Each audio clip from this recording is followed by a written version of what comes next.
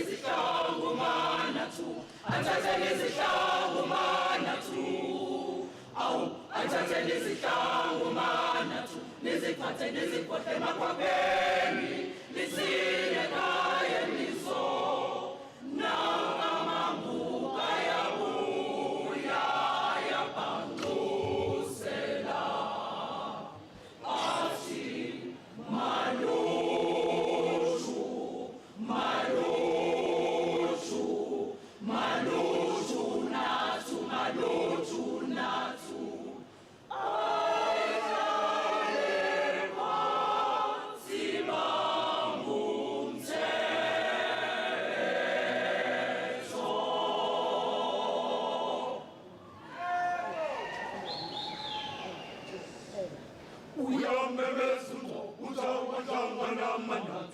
Uyamemeza ufuzo uthalihlangane nathu, uyamemeza uthalihlangane nathu, bayiseni fuzo uthalihlangane Afrika, nangu malinga ekide kolosha, nangu mabusa nayizipi, ikida ikida ikidi ikidi ikidi ikidi kwebuza.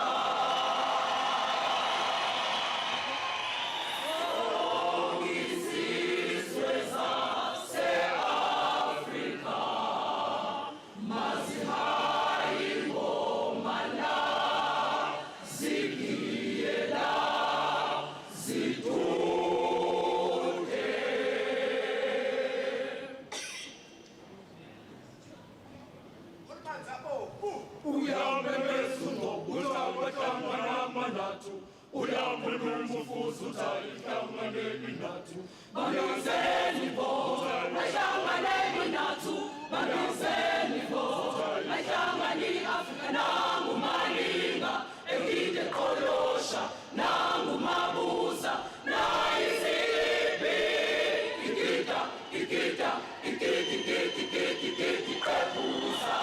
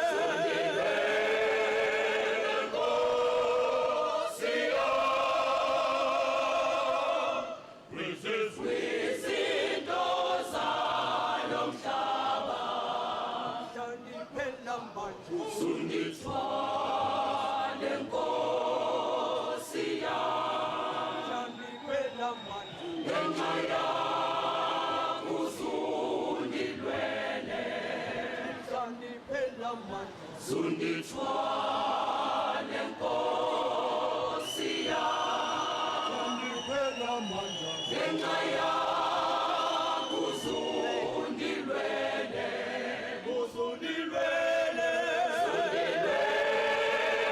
Nkosi yami,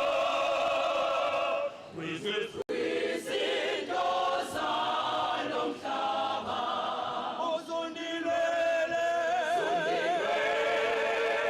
Nkosi yami, kwizinto zalo mhlaba.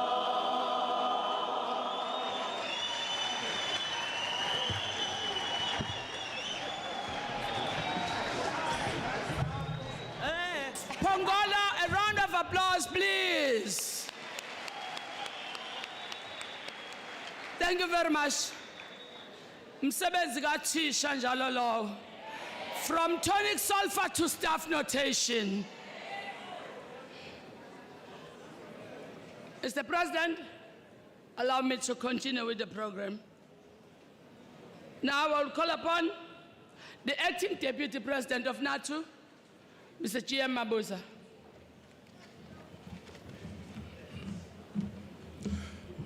Bathi nathu iphelile,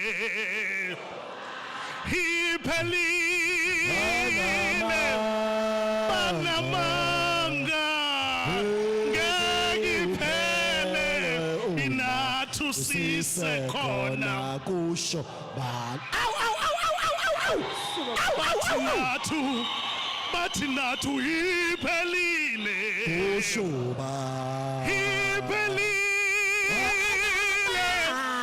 Banamanga, ngeke iphele, inathu sisekhona kusho bani.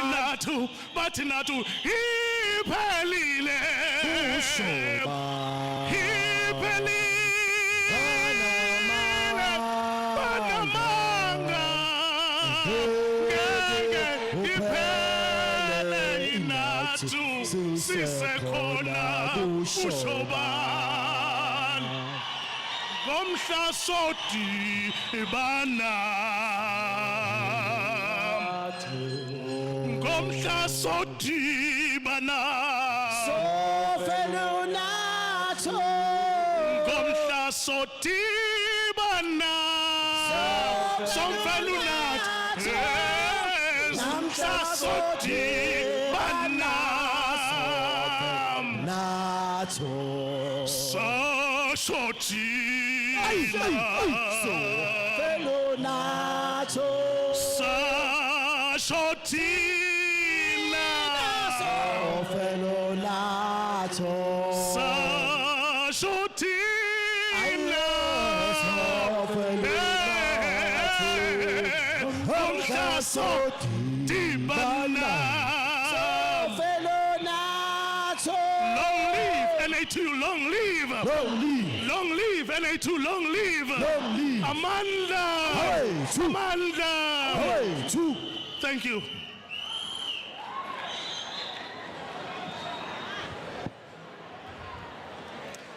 I wish to introduce to you a trained professional teacher, former General Secretary of SATU for nearly 20 years, former President of Education International, former Minister of Public Works, now appointed as the Minister of Employment and Labor, but also acting as the Minister of the Department of Public Service and Administration. Let us all welcome Minister Thulas Ngesi. May we all welcome the Minister.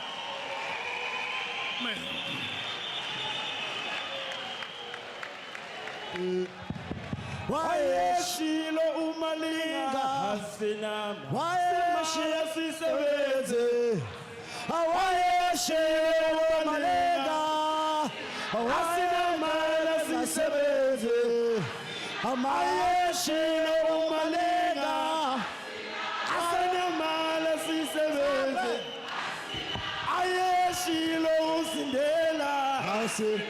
asinamali sisebenze amali mali asinamali sisebenze ayeshilo umalenga asinamali sisebenze amali mali asinamali sisebenze wayale mali imali yasesebenze imali imali imali ayeshilo umalenga asinamali sisebenze ayeshilo umalenga asinamali sisebenze imali imali imali asisebenze imali imali imali imali ayeshilo umalenga ayeshilo basenze ayeshilo umalenga ayamali asisebenze imali imali viva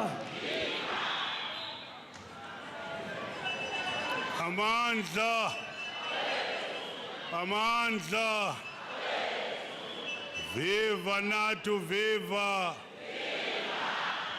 Forward with the unit of teachers, forward. Forward to education, forward.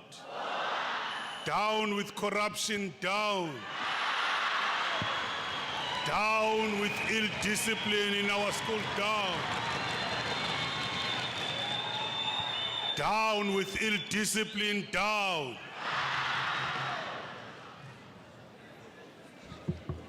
Thank you to the program director, Vice President Mbata. I'm still using the old protocol. I don't know what's the latest. So I want to stick to the old protocol. There might have been developments, I don't know. Let me greet the members of the Central Executive Board, including the acting President Malinga, the acting Deputy President Mabuza, all the Vice Presidents, Ms. Ntapo, Ms. Mbata, Mr. Ngema, and Mr. Dlamini, all former board members and presidents who are here with us today, and in particular, Mr. and Mrs. Ngobo. There's no way that I cannot recognize one of the stalwarts in education, Professor Otingumalo. Let me greet Canon Bata, Bishop Dlomo, the former Deputy President, Mr. Mkuno, Mr. B.P. Mpongose, another former Deputy President, Mr. Mudia Muselwa, the former Vice President, Mrs. Mbele, the former Executive Secretary, Mrs. Pengu, of course, Mrs. Biela, the former Second Lady of this particular union. And with respect, let me lastly also recognize the spouse of my friend, of my comrade. We were in struggle and fighting together. I'm recognizing Mrs. Thompson and the sons.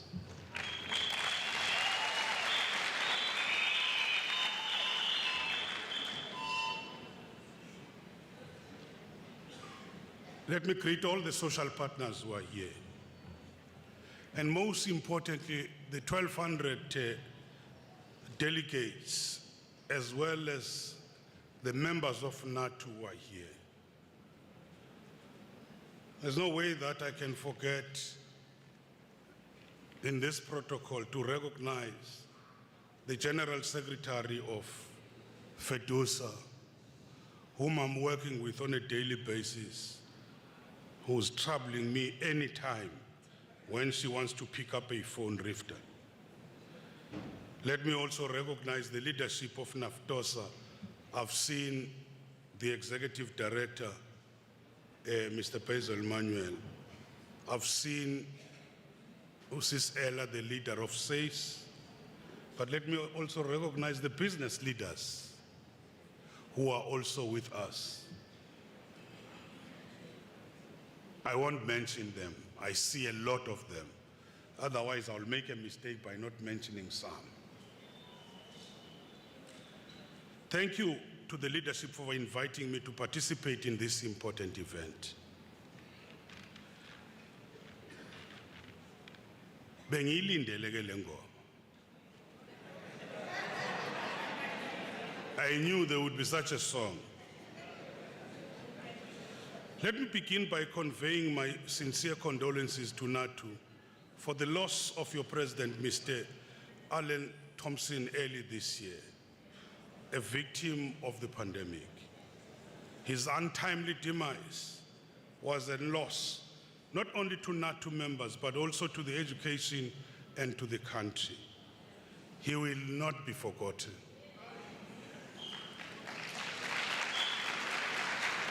With my background and roots in SATU, and I'm saying with SATU we are not enemies, we are just competitors. I've always been keen on the greater teacher unity, but of course, this doesn't have to mean organizational amalgamation.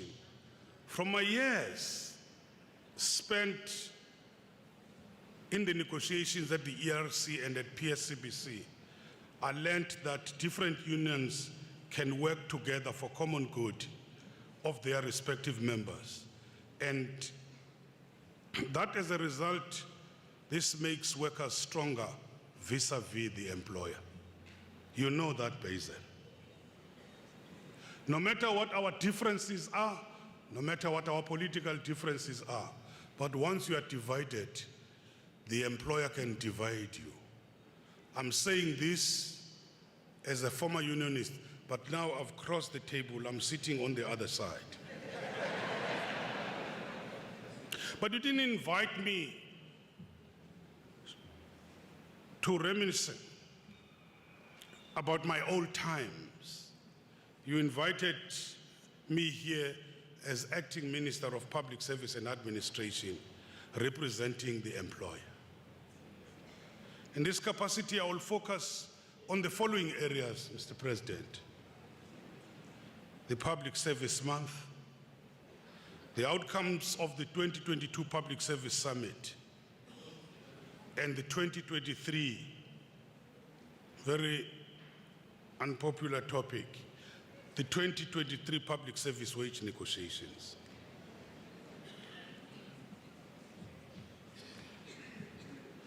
On the 1st of this month, we launched this year's Integrated Public Service Month, which makes the 25th anniversary of Batupili White Paper as a framework for the transformation of the public service delivery in South Africa. And the theme this year is Batupili Revitalization, Walking the Talk.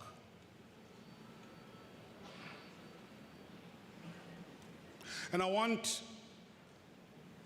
to ask each and every one of you, you listen to this, we're talking about walking the talk. We like resolving, coming with lots of resolutions, but are we walking the talk? Whether it's in the organization, whether it's in your school, whether it's in a government department, are we walking the talk?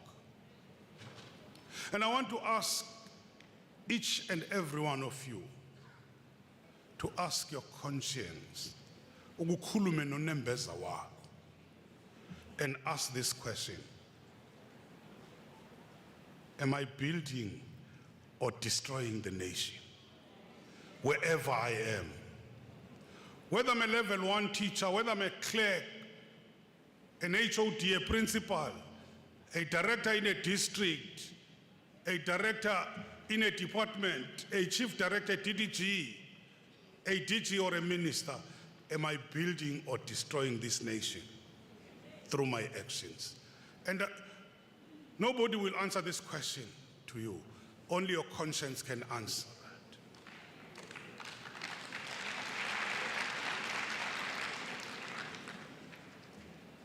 We really do need to go back to the original vision. The original vision, the values, and the principles of Batupili, which explicitly put the citizens at the center of our public administration system. Are we putting our children at the center of our public administration or at the center of our education? If you're a nurse, are we putting those patients at the center of our delivery? If you're a clerk or an administrator, are you putting the interest of those who come to your offices looking for service? I always make this example.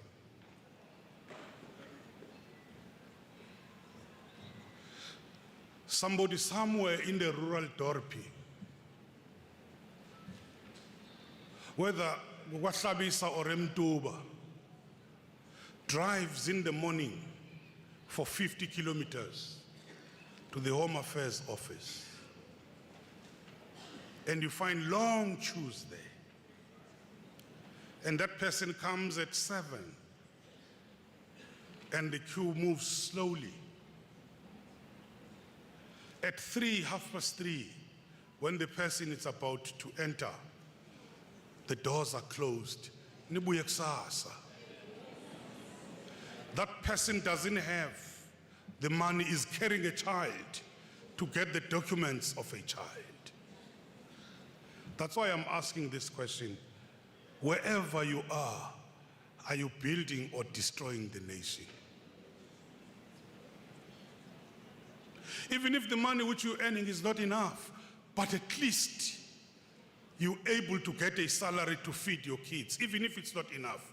But what about that mother who cannot be able to do that? Before she can be able to do anything, she must first get a document. And she borrows money to go to that office because it's far from town. When she arrives, she is told, come back tomorrow, our systems have collapsed. The Batupili revitalization strategy adopted by Cabinet on the 9th of March 2022 enjoins all of us to act in the interest of the citizenry, to do what needs to be done to deliver the quality services to everyone.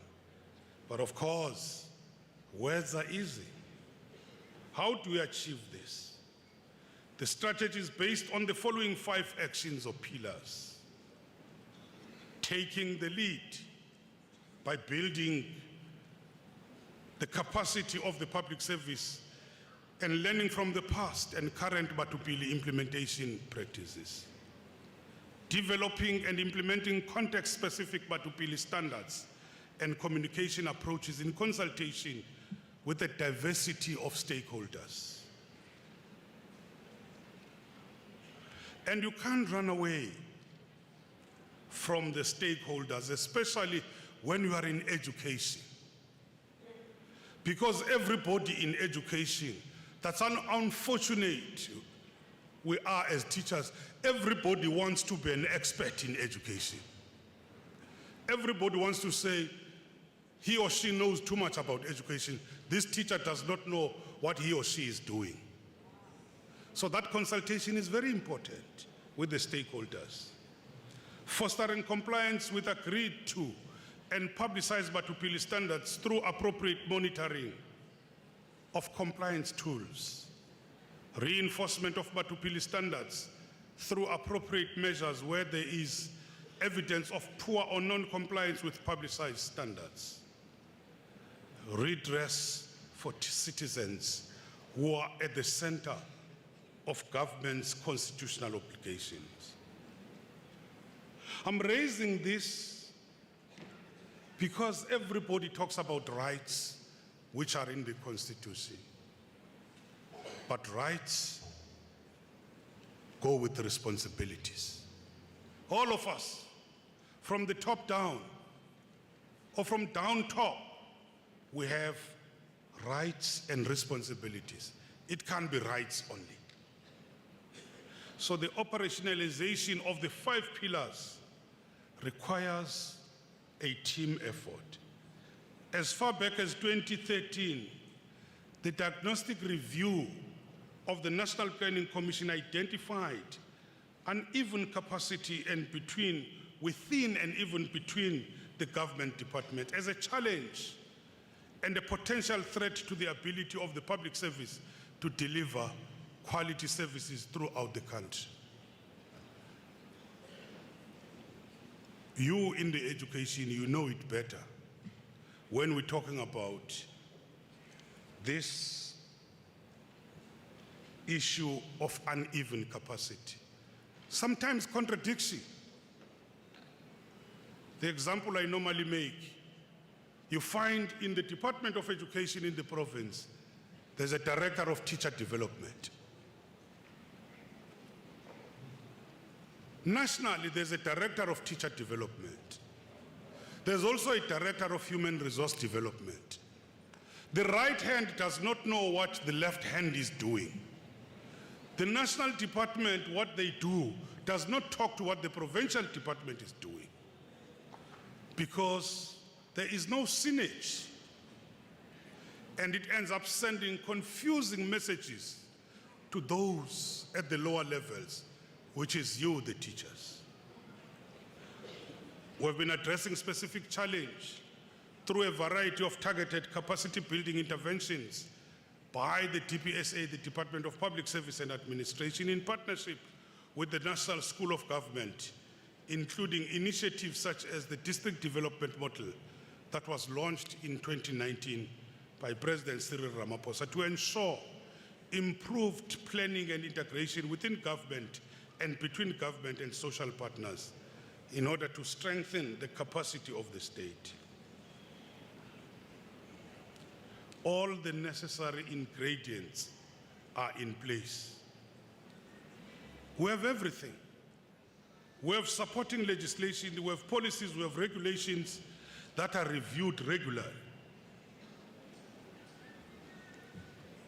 My friend Basil, you'll remember, how many times have we revised curriculum what? I don't know what is it now. But it started as curriculum 2005. It went on and on. We have skilled, competent, and resourceful officials on the job. And most importantly, we have a collective awareness that no one will do for us what we should do for ourselves. As government, we've introduced the National Anti-Corruption Strategy as a necessary response to rampant corruption. When we talk about corruption, by the way, Mr. President, congratulations, because I've been told that now we have been admitted as a member of the Teachers' World Body, Education International. Congratulations. When we talk about corruption, that's why I'm talking about Education International. We must not always look only at the top. We must look right throughout the system. Education International published a book, and I think it's available on the website, talking about corruption in schools. There's a lot of corruption which is happening in schools, perpetuated by some not all amongst us. Abuse of the school resources, abuse of monies, abuse of children, abuse of even other colleagues. There's a lot we can talk about. So when we talk about corruption, we must talk about corruption at all levels.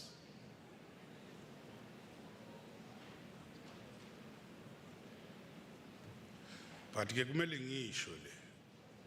Kunomuntu owangikhomba ukuthi ngingayisho. Ngiyayisho manje.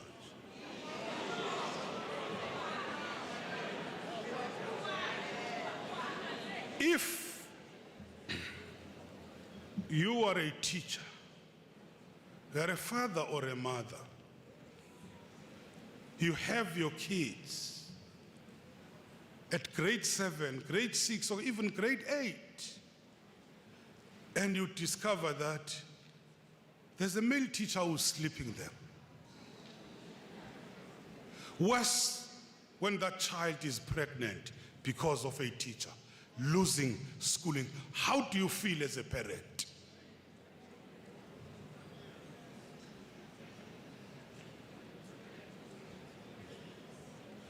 I remember when I was a young teacher,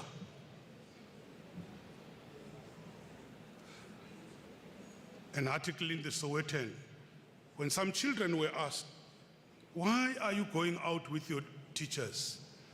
Then she said, the charm of these young teachers is irresistible. Be that as it may, you must always be professional. Even if they are tempting you or you are tempted, you must be professional. Worse these days, some of them badlwengula iy'ngane zethu zincane. Kunezifo. We must deal with corruption at all levels, including at the level where I am as a politician. We must not talk about it. We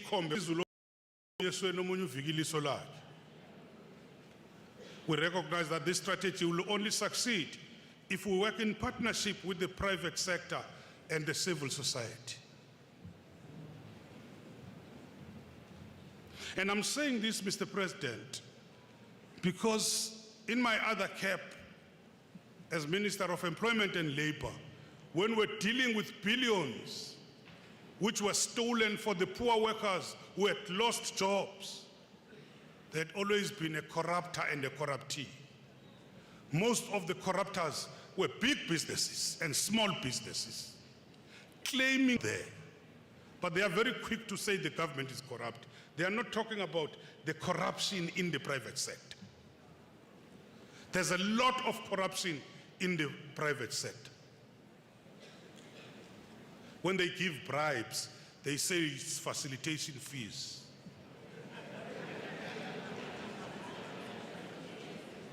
We also acknowledge that public servants, and that includes teachers, are our first line of defense against corruption. You are entrusted with managing the state resources for the public benefit. You know the inner workings of the public institution, and it is your skills and vigilance we rely on to safeguard our resources from misuse and abuse. We therefore encourage you to speak out and report any wrongdoing that you may be aware of. A concern highlighted in the 2022 ethics survey is that in the public service, the right people aren't promoted. It says the right people aren't promoted. Who promote Aboban? We cannot professionalize the public service in the context where poorly qualified individuals are being parachuted into positions through political patronage.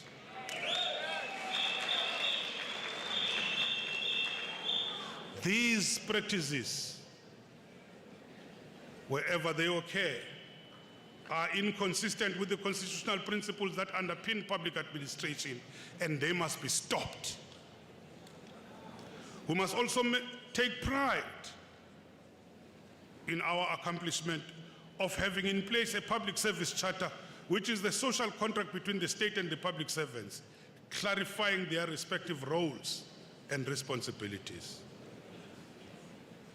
The Public Service Coordinating Bargaining Chamber Summit on Collective Bargaining held at Emperor's Palace Conference Center on the 28th to the 31st of March 2022 endorsed this public service charter. And Article 5 of the Public Service Charter identifies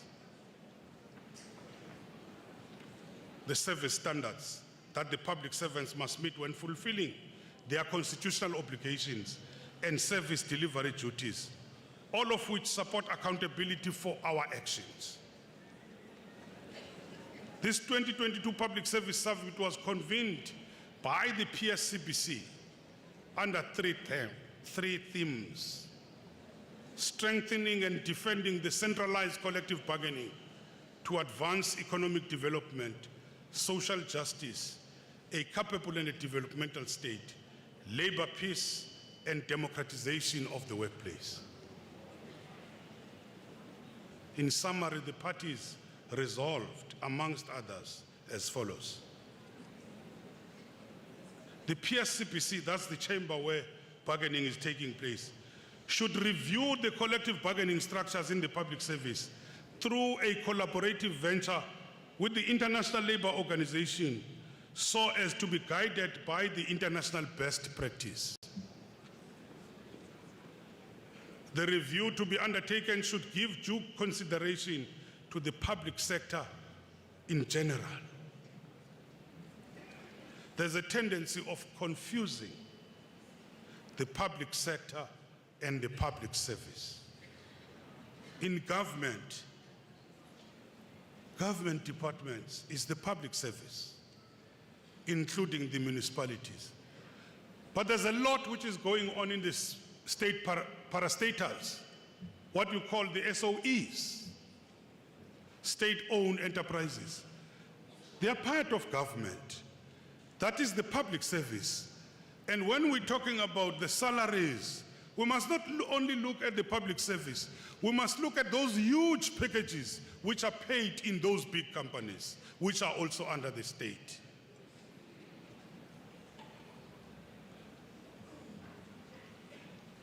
A public sector summit be convened in 2024, inclusive of all spheres of government and public entities. The PSCBC must establish a task team that will audit all collective agreements since 2010 to identify areas of implementation and agree on a clear process.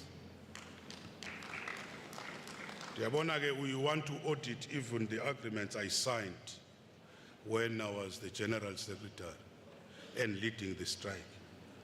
So we must agree then on a clear process for the implementation of the outstanding areas linked to the timeframes for completion. Yes, we recognize in that assessment that there are many resolutions which have not been implemented. We must find a way on how we're going to implement those resolutions.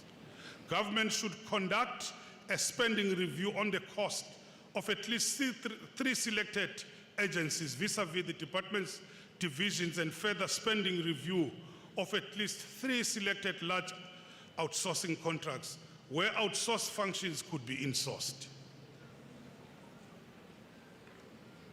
Comrades, one of the problems and the sicknesses which we introduced as government was to outsource and tender everything.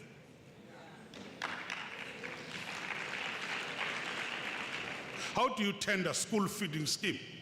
How many people would be employed if you are employing those people permanently? Some cooking, some plowing, selling those vegetables to the school, fresh vegetables, some of them baking, and some of them delivering food to the kids. We are tendering everything.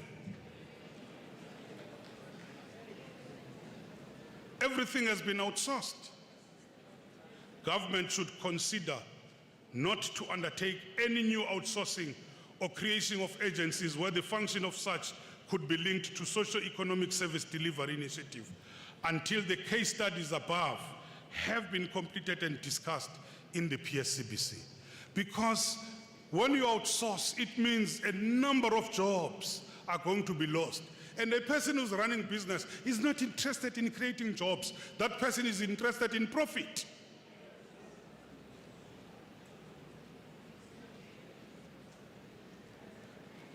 Outsource and delivery office stationery. The PSCBC Committee on Government Employees Housing Scheme will approach the GEPF and the PIC to conduct a feasibility study on the funding model for affordable and accessible housing products for the public servants. The serious problem facing the public servants and teachers is the issue of housing. This scheme, which was signed, is not helpful. It's even more expensive than the banks. Why was such a scheme allowed? That scheme, we've agreed that it must be reviewed. We have started the process. Kodwa ke sengibheke ungqongqoshe omusha ngoba mina ngisabambele nje. Uyozogijima nayo le nto. We also agreed that the employer would present to the PSCBC a document on review and strengthening of the mandating processes, alignment role and responsibilities of the Minister of Public Service and Administration and the Minister of Finance, the Cabinet and ministers in the mandating committee. One of the problems with the agreement we are talking about, which was not fully implemented, the third leg off, it's an agreement which was signed by one minister, which the Minister of Finance didn't take into consideration the financial implications, which the Cabinet didn't. Now, as we are driving negotiations, we're driving them together as two ministries. We're having the Minister of Finance next to me. Every time we go to the mandating committee, which includes the treasuries of the different provinces. It can't be one person, so that everybody is aware of the full implications. For future negotiations, the employer will be required to issue a certificate of compliance to guarantee that all processes have been followed for the implementation of the collective agreement. You see, we have said, Minister of Finance must be there, the provinces must be there, and the Cabinet must give the final stamp, and there must be a certificate to say we agree to this, so that we don't sit with what we experienced in the last 3-year agreement, to say, asiyazi le agreement. Every public service employee must individually and severally embrace the values that include loyalty, neutrality, transparency, diligence, punctuality, effectiveness, and impartiality. Colleagues, we are working in a very sensitive area.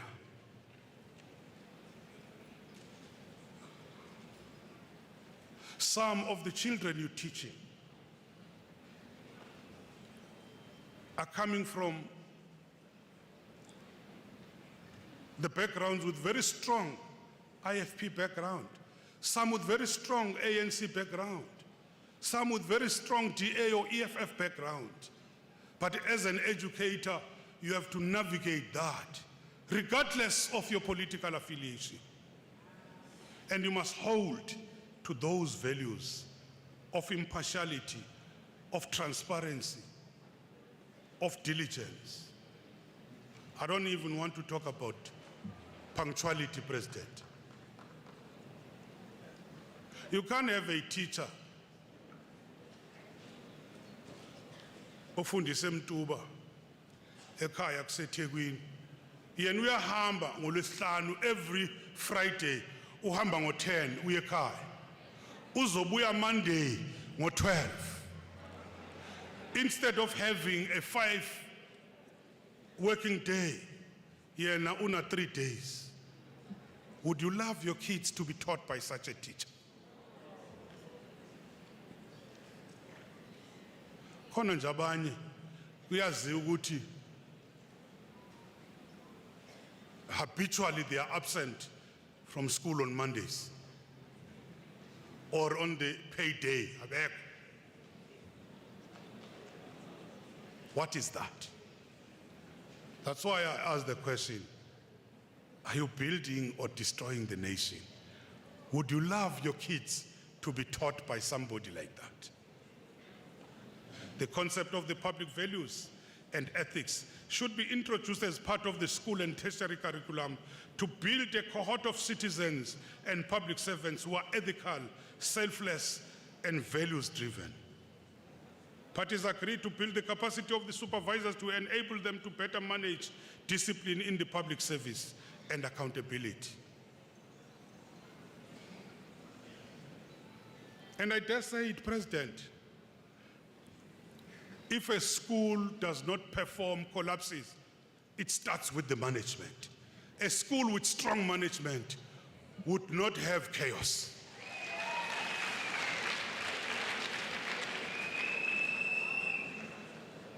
Parties undertook a collaborative effort or process of ensuring compliance to the Convention 190 of the ILO regarding the prevention of violence and harassment in the workplace. I know Rivda on this one, the General Secretary of FEDUSA always troubles me. Agreed to ensure a fair representation of women, persons with disability and youth in the structures of the Council, inclusive of the provincial chambers and governance structures. The summit further deliberated on the implementation of the service charter as one of the measures to professionalize the public service and to further entrench Matupili principles. From the charter and the summit, I believe that the major weaknesses in the public service and in the collective bargaining system have been identified and are being addressed.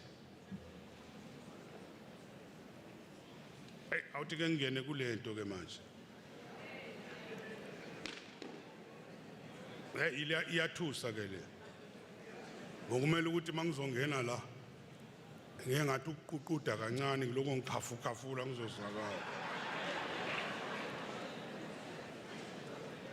Hlafuna ikhathakhatha nje. Noma uvela abahleke kanjalo. Well, coming to the public service wage negotiations for the financial year 2022-23, these commenced at the Public Service Coordinating Bargaining Council. Minister, may I need this? Thank you. Yeah, uyasho ukuthi mangifika la kule ngiphuza amanzi.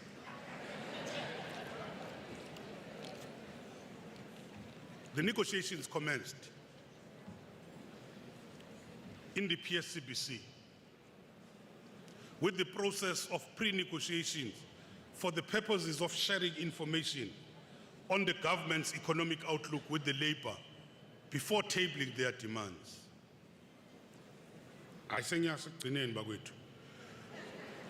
The purpose of the pre-negotiations process was to address a long-standing misalignment between the government's medium-term expenditure framework, what we call the MTEF, and the medium-term budget policy statements, the MTBPS, and organized labor's mandate-seeking process. In that, organized labor within the public service negotiation at the PSCBC usually presents its demands after the state has concluded the planning cycle. What does this mean? We start negotiations in February, in March, or we start negotiations in April, but the budget has already been adopted in February. So we're negotiating after the fact because cabinet will not change that budget. Now what we have said, when the minister presents his MTBS statement, now in October, these are the indicators of how the budget will be.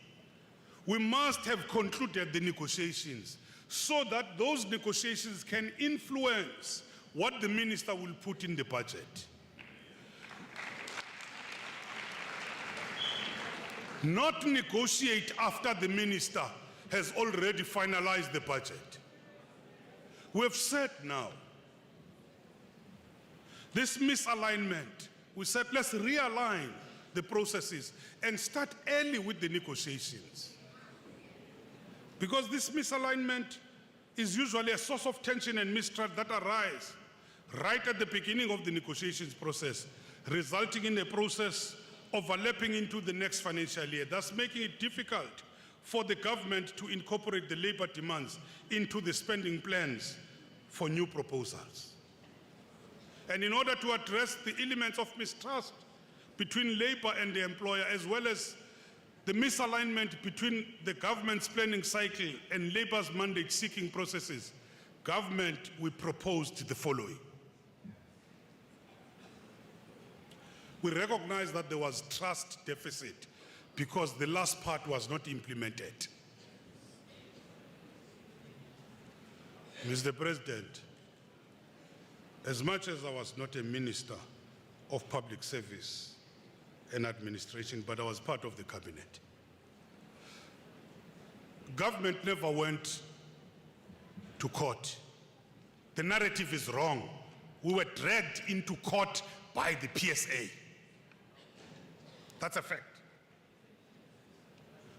The government was defending itself, and the danger of going to the court, a court, it's either we are or we are.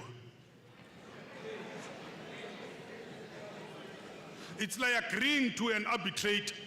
The arbitrator will rule either in your favor or against you. That's what happened. We had requested that can we reopen the third leg and renegotiate. But this was informed, colleagues.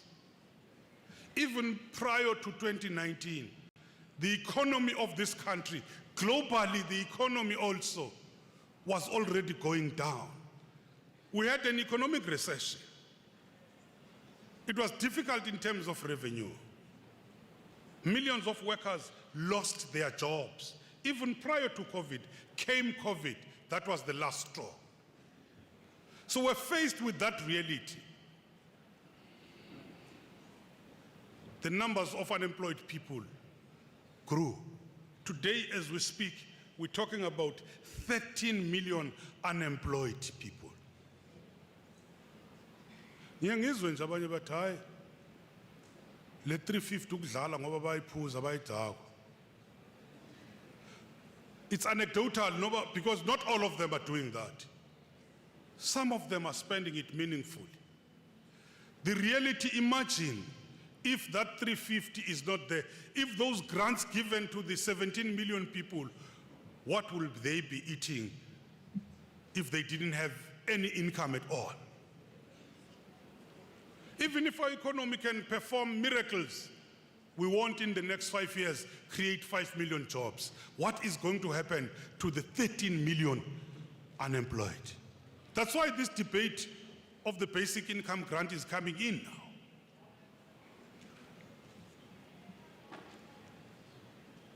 Well, on trust deficit, the government adopted frank yet robust approach that demonstrated our quest to reduce the level of mistrust between the parties. Because you must know, if there's no trust between parties, there will never be any agreement.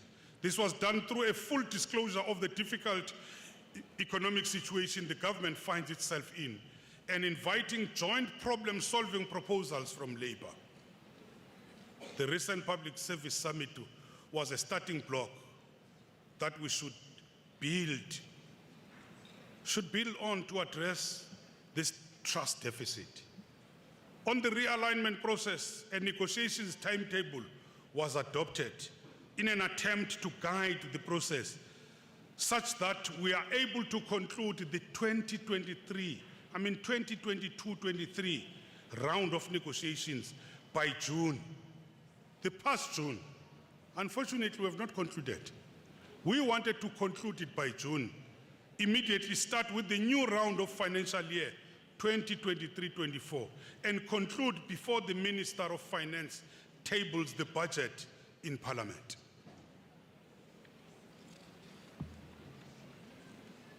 And we said, let's move very fast, conclude on the 2022, and start the fundamental negotiations in July so that we can be able to inform the budget. But unfortunately, up to now, asikakafiki Slogo City, we're towing and flowing. We're consulting, we're coming back, all of us. Thina ke sesinikile mandate siredi manje. Izwile ukuthi niyakhala nithi lama percent amabili kuphela. On the current offer, under the current difficult financial position and the rate of unemployment in the country, the employer argued that the offer should be accepted so that the state can focus on addressing the pressing matters related to the employment of the frontline workers, such as police, nurses, and teachers. We've put an argument, colleagues.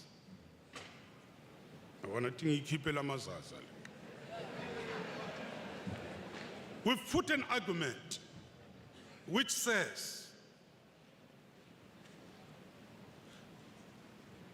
when it's difficult times like this, with massive unemployment, with thousands of qualified teachers unemployed, with shortages of nurses in the hospital, with huge crime levels, where you can see that there's a shortage of the police, when you're supposed to deal with your priorities, do you give big salaries to those who are already employed? Or do you give the employment and don't give the increment? Or what do you do? Do you do a balancing act? A balancing act says there must be sacrifices. And we are saying, that's our argument. We will recognize the cost of living adjustment, but we can't go too much because we still need to employ more police. That's why the Minister of Police announced 10,000 new police to be employed. We are now working on a package of employing more teachers and employing more nurses. You know what is happening in the public hospitals. You know what is happening in the schools. It's a balancing act which we will have to reach. And we must not create, if the economy is going down, it means the revenue is going down. Therefore, the salaries cannot go up. By the way, engathi ke ngikhuluma manga. Kube bengiyinkosi bokuthiwa umlomo wengonyama uphuma imanga vele. The politicians who have been given 3% were last given an increment in 2013.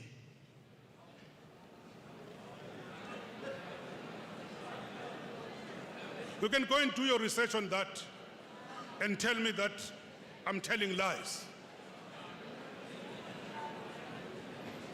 But here is an issue. Let me say this. These negotiations remain ongoing.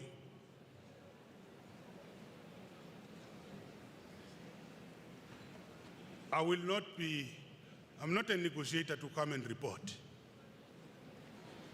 But what the minister said of finance, I have 20 billion in the budget. It's for you to say how you want to skin that cat. Do you want it as a cash allowance across the board, or do you want it to be added into a personable service? And if you divide it across the board, it becomes 1,000 for everybody. And if you divide that 1,000, we put it into percentage terms, you say it must go into the pensionable part of your salary, it becomes 4.5% for everybody.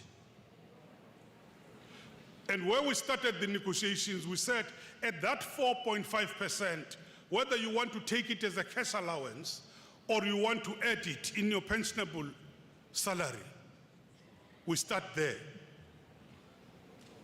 We will. We started at adding 1.5%. We fought, they rejected. We went into 2%. They rejected, they said the politicians have 3%. We said to them, no, but you have already 4.5%. The final offer which has been given is now 3%, which we are saying it's 4.5% plus the 3%, but it's up to you how you want to deal with that. That's what the minister said. Whether you say you are going to continue with the cash allowance and take the 3%, or you say you want it as 4.5% and 3% to make it 7.5, it's up to you. Sathi ke siya negotiate phela. Angithi makunegotiatewa.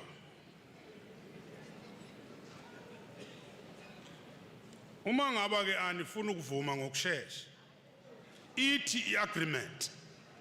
The agreement we have says if there's no agreement, we will continue with the cash allowance. Seniyayithola vele cash allowance. But if manje niloko niyajika-jika, size siyoqeda kudala, we'll start implementing that on the date of the agreement. Uma ngaba sivumelene ngoDecember, iyaba effective from the 1st of December, leya 3%. Angithi phela sidependa kini. Now I'm giving you the facts of the negotiations. But fortunately, your leadership is here. We've engaged with your leadership. Urivda is here. Basil is here. Jones, who is negotiating on behalf of us as a chief negotiator, is also here.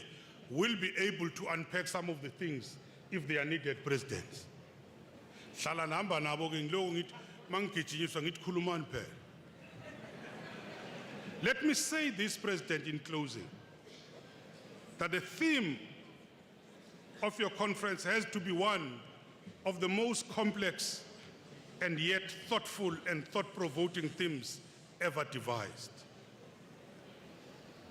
I was struck by the part that said, redefining the education system to mitigate the negative impact of poverty.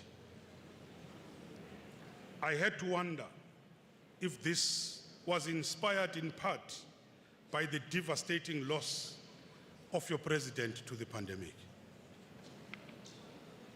But there can be no doubt that the pandemic and the consequent lockdown were a major wake-up call for all of us, amongst others. The intensifying digitalization of the workplace and the work processes, online learning in the case of education, initiating and accelerating the work from home, that phenomenon. And we don't yet know what the final consequences of that will be. You know that for the past 2 years, a lot of this cohort of children, they lost a lot of teaching time. They are far behind. People talk about online learning, but it's not accessible to all or to the majority. It highlighted also the changing nature of the work with the rise of the gig economy and the precarious way. A phenomenon which is not really recognized in our current labor laws and collective bargaining system, which is based on the simple dichotomy between the employer and the employee. Thina sazi ukuthi umsebenzi usemsebenzini masimbone ehlangene sazi ukuthi uthisher uyasebenza makasesikolweni ukuthi is working from home asikakayizwa kahle. How are we going to deal with this? Because in reality is that we are living in the era of pandemics. Kuzoba nenye pandemic. You remember HIV/AIDS. You remember Ebola. These things keep on coming. It flagged major gaps in our systems of social protection, particularly UIF and compensation fund, which do not provide protection for workers in massive informal sector and the new network or new forms of work already referred to. For the Department of Employment, Labor, it led us to review of health and safety rules and procedures. You remember when we were talking about social distancing in the schools, but we are faced with overcrowded schools. We have had to shift systems because we had to start re-looking at our health rules. And it led to the recruitment, if you remember, of 500 additional health and safety inspectors to deal with this issue. And I'm sure that you have been deliberating on these matters, particularly as they impact education and teachers. And I look forward to reading the resolutions of the conference in relation to the issues raised in the theme, health and wellness. You know, today, mental health, colleagues, has become the biggest problem with our kids and even with the professionals. Bayagula abantu abaningi i-mental health. Thina ke sibhizi sithi hayi bamjikijele bamphonsele. If you look at the rate of dropout, if you look at the rate of suicide and so on, it's a problem of mental health. It must be taken seriously. Redefining the education system, mitigating the impact of COVID-19, deracializing the workplace. But sikakabikho into the new South Africa. Ikole ezimnyama semnyama ezimhlophe semhlophe zithe nje gqa abamnyama. Uyabona mawukhuluma nge-Irish Coffee Society. Ngana ngamafana namuhlala le ematatiyelo le kwaMzumbi Irish Coffee uyazi uyibona mawusedrobheni. Yileli coffee elinebisi kuphela uthole lapha phezulu lithe gqa nje okumnyama ikofi. Our society is still an Irish Coffee Society. Few at the top in the cream are black. The whole cup is still black. That's poverty. We have not yet deracialized our society. How do we enhance school safety? Bheka nje otishara mabefika belaliswa phansi abafana ngeibhamu and so on. Abanye badutshulelwe ezikolweni. Abanye it's in jobs about posts. Abanye it's criminals. How do we enhance school safety? All taking place within the context of this rapidly changing world of work. Let me, President, wish you well in the remainder of your deliberations. One thing is clear to me. If NATU has been around for 104 years, it must have been doing something right. My best wishes for the next 104 years. Thank you. Uthisha usebenza sesikoleni kanzima usebenze imali uyena usebenza sesikoleni kanzima usebenze imali uthisha usebenza sesikoleni kanzima usebenze imali encane. Thank you very much, Minister TW Nxesi Nombulelo. the better half of herself. Now I'm calling upon the General Secretary of NATU, Ms. C.S. Barnes, to do the work. You may remain seated, please, colleagues.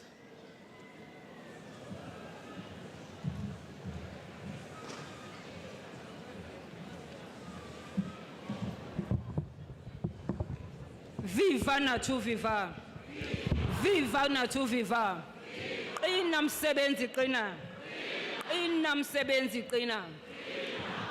Allow me to greet the Central Executive Board led by Mr. S.V. Malinga, the President, as well as our Deputy, Mr. Mabuza, as well, let me just say, and all the Vice President present.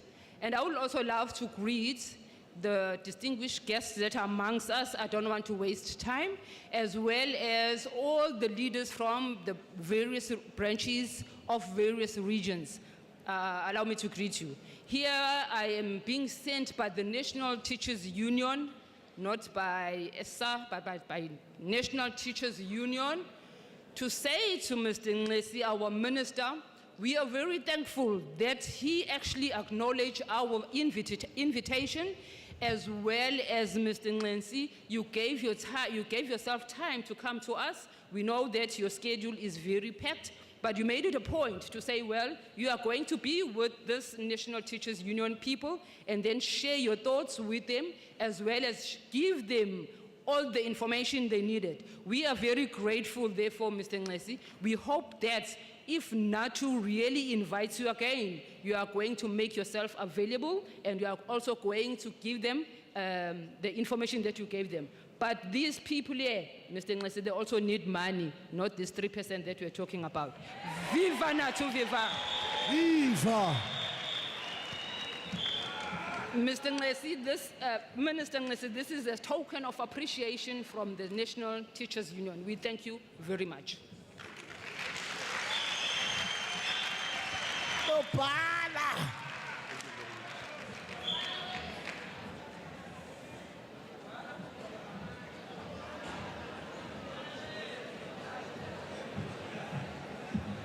Let's give the minister a big round of applause, colleagues. Thank you very much for the fact that there is this terminology which says each one recruits one.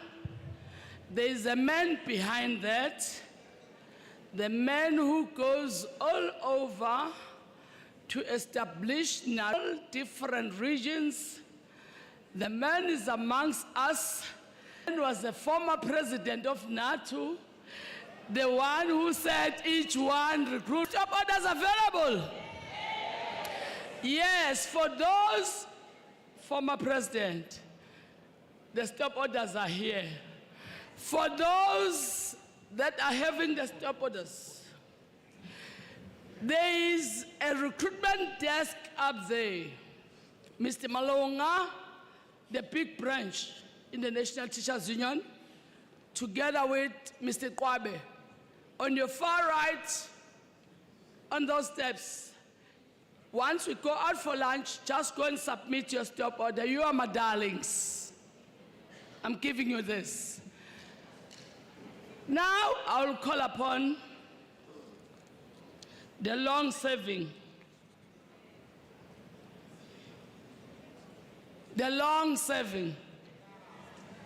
the what?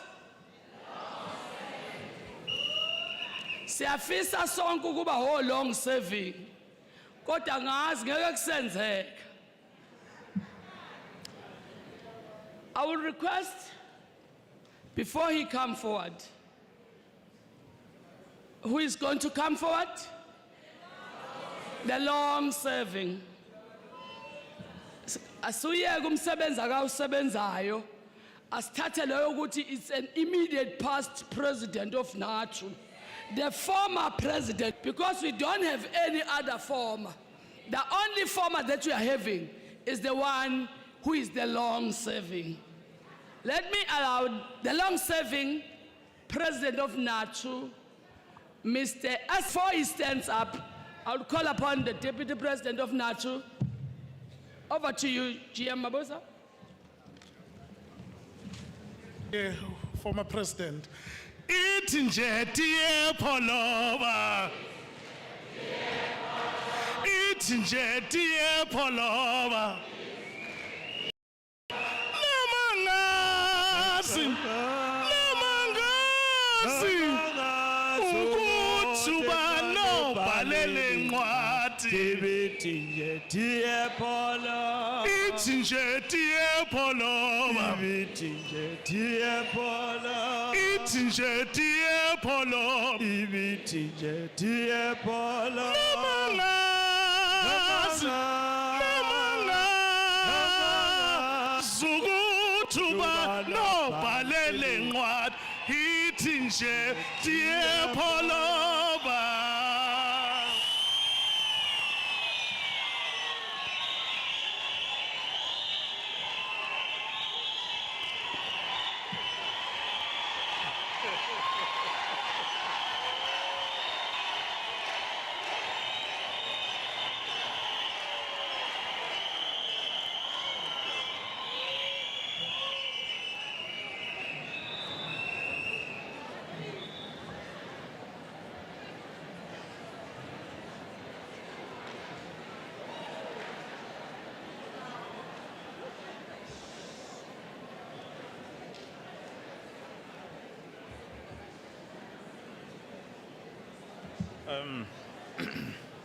Thank you very much to you, colleagues, for your welcome. Very warm welcome. I know what is going through the mind and heart of the President as I come up here, because I know definitely it has to be linked to time. Actually, the President should be speaking by now. I'll try to be as brief as possible because what I should be doing is to give my fraternal greetings, kind of, but I will be giving the message of support, which is not different greetings. Fraternal greetings are brief, they are meant to be. It's only a pity that people change the fraternal greetings to speeches. We would be quite far with the program had we stuck to that.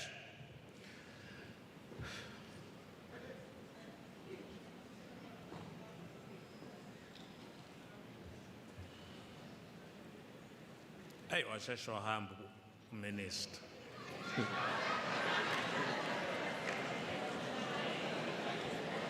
Angashintshi. Minister Sazobonan. He was the Minister of Labor and Employment. And he has changed now to being the Minister of Public Service and Administration. I am going to change my portfolio in Parliament to the portfolio of Public Service and Administration.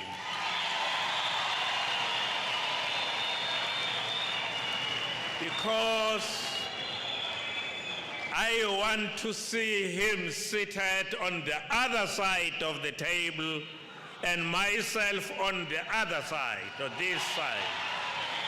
And I will remind him of each and every word he said in this conference.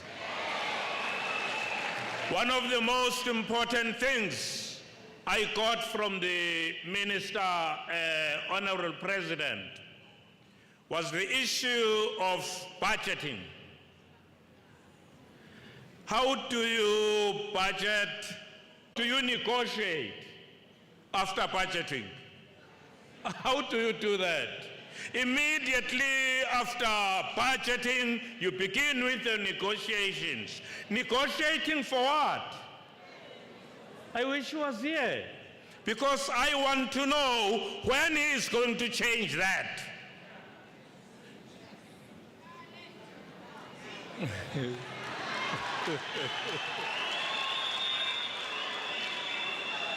Cha, angiyena usonyunyana. President and the executive, thank you very much for inviting me. Thank you so much. I wish to greet Bishop Lomo, no Baba Usiga.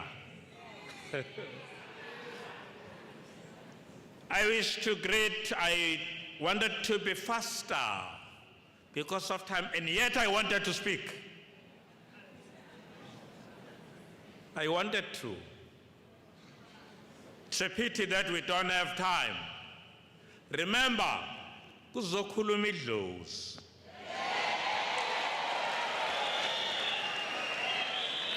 Kuzokhuluma idlozi eliphilayo.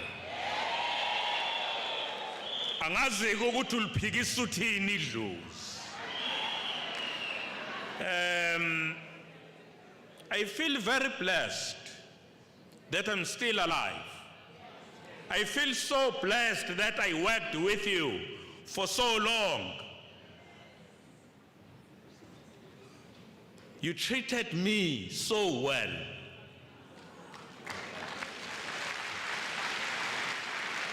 Up until the time I retired and I wanted to go and do my own things at home. Oh, less did I know. Mrs. Thompson and your two sons. Hey, ukuba khona kwenu has blessed this conference.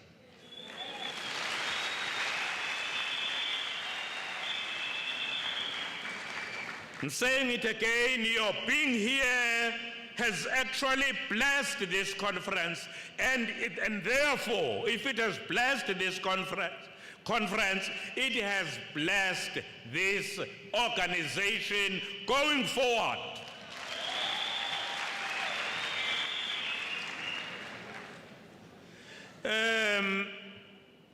I don't mean to put you on a spotlight. Kodwa ngisacela madodana kaThompson, President ngivumele please. Ngisacela umadodana kaThompson asukume amela nuwabone insizwa zami. Please. I would like them to stand, please, so that you see them. Yeah, even if you come up.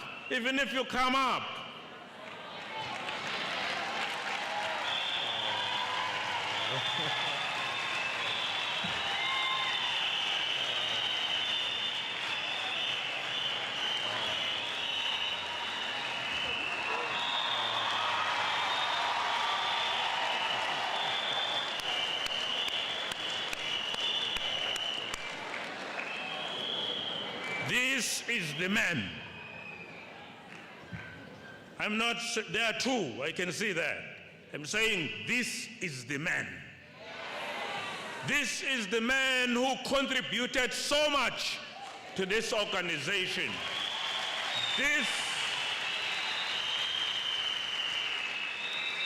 This is the man who actually made this organization.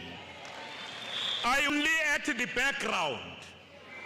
I was only at the background working with him. But I'm saying, I know what he did. I know how much he contributed. That is why I would like to look at these two gentlemen, young gentlemen. And as you see them, that you are seeing Mr. Thompson. You are seeing my brother. That is what I used to call him. I said he was young, and yet I was able to call him my brother. That is, it's because of the way we worked with Mr. Thompson. Nobody has ever been that fortunate.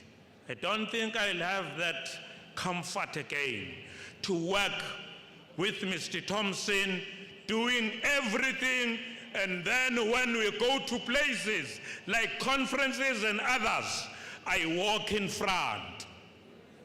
You see me instead of seeing Mr. Thompson, who was actually doing the work, and then he would sit at the background.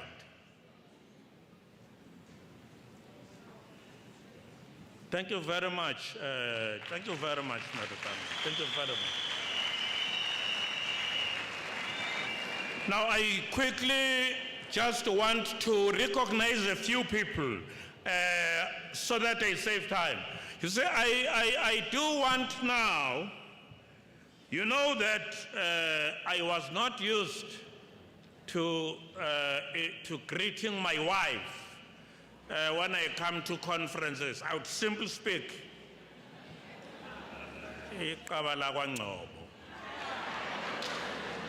Today is a different day. Angakanixoleli kodwa ukuthi nina kwathi ngelinye ilanga introducewa uMrs. Ngcobo ngoba mina ngingazange ngim-acknowledge. Nathi nina, hawu, ingane encane kangaka.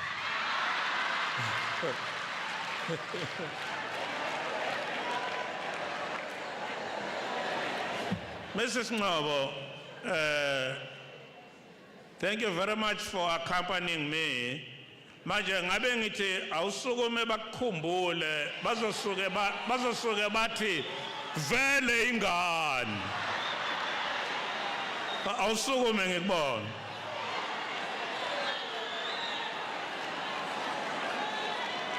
Awubabheke nampo thi.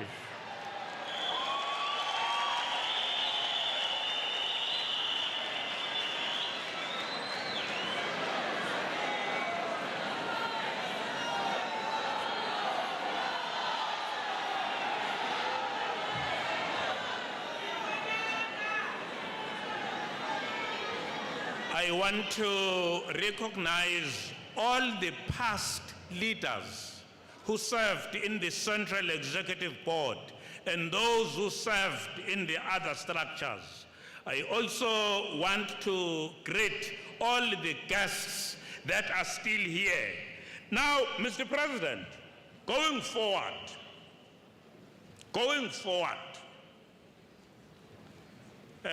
former Deputy President Qindi, when you are still around,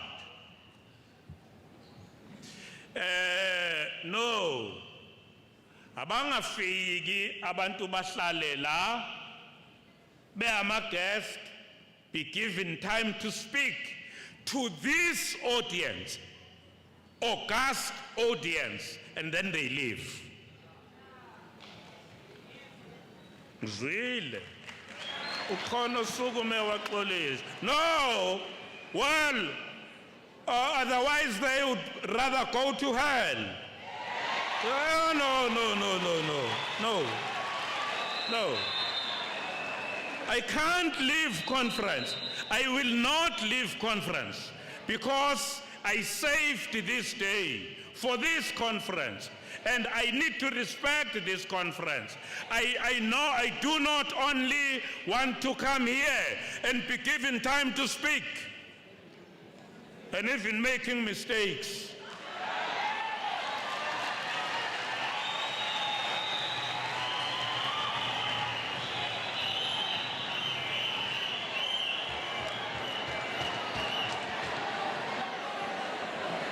Now, because I have wasted a lot of time already, I just want to start maybe by saying, you know, always when I see teachers, I ask myself, what is it that makes them wake up in the morning, each morning, and go to school? Be it hot or cold,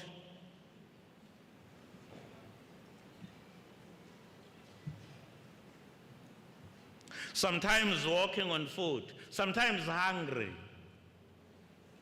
sometimes to go to school to face the bullies Our children have become bullies. You don't know whether you will come back alive today. To go to the schools where you run a risk of being murdered in your own school by the children or maybe by the teachers who are competitors for the post you are holding. Baqala ukukuba ngesiphosto saphila bafuna ukukubulala baningi baphansi.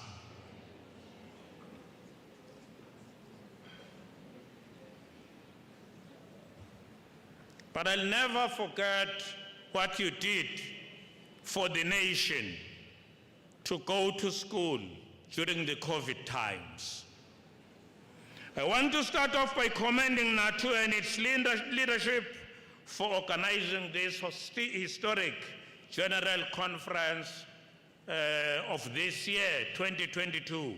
The conference is a crucial platform to bring its leadership and its members as a united family. Today you are getting an opportunity to be united as a family. Today you are getting an opportunity to be united again as a family. Today you are getting an opportunity to rally behind the leadership and be a family, one family, one family, one family again. One family. You have that opportunity. The conference, I said, is that crucial platform. Because you will be doing a number of things, you will be reflecting on your achievements.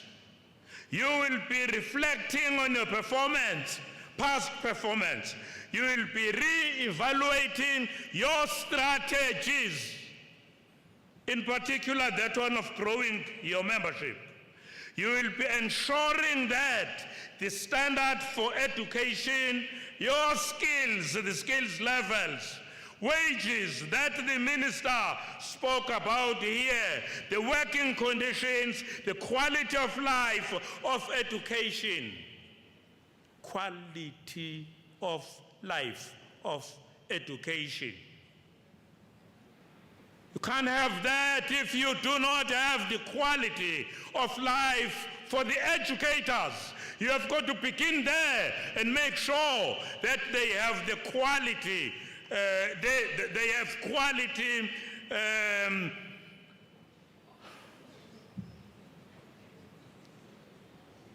Wanted to talk about the conduciveness of the places of work.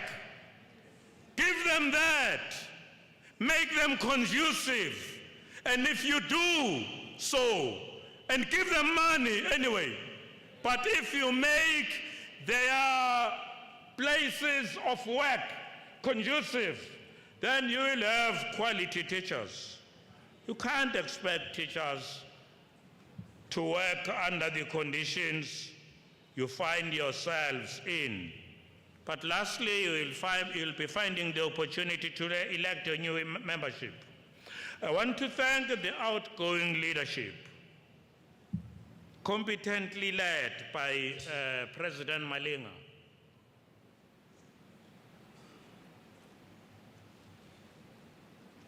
So you know, Tanang Yashang.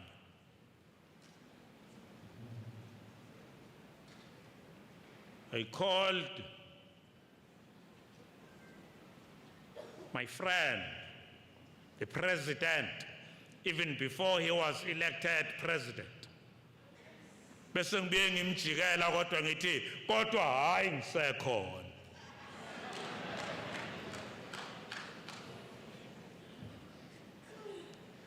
President Malinga led this union during one of its most difficult times.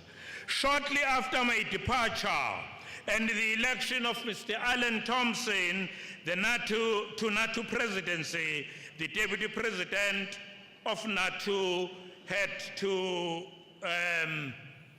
to leave the organization to pursue other duties.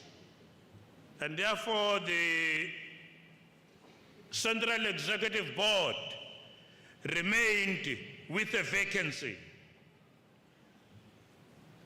It was now without a deputy. Now, ladies and gentlemen, you will recall that the COVID-19 pandemic was declared a national disaster in March 2022. To date, 4 million people have been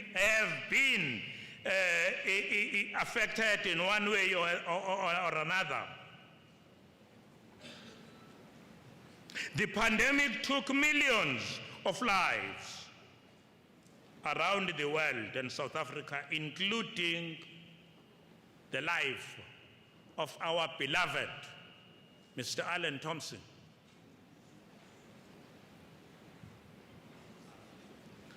That means the board now had to run without 2 people, without a president, without a deputy president. Immediately after the tragedy, that loss, I drove to the office. Whilst being on the phone, and told the vice presidents and that I wanted to see all of them in the office.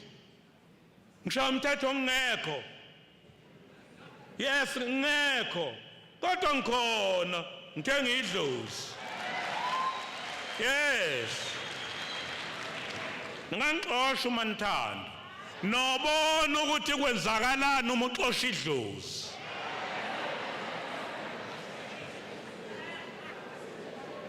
Now, that is when I started assisting the board.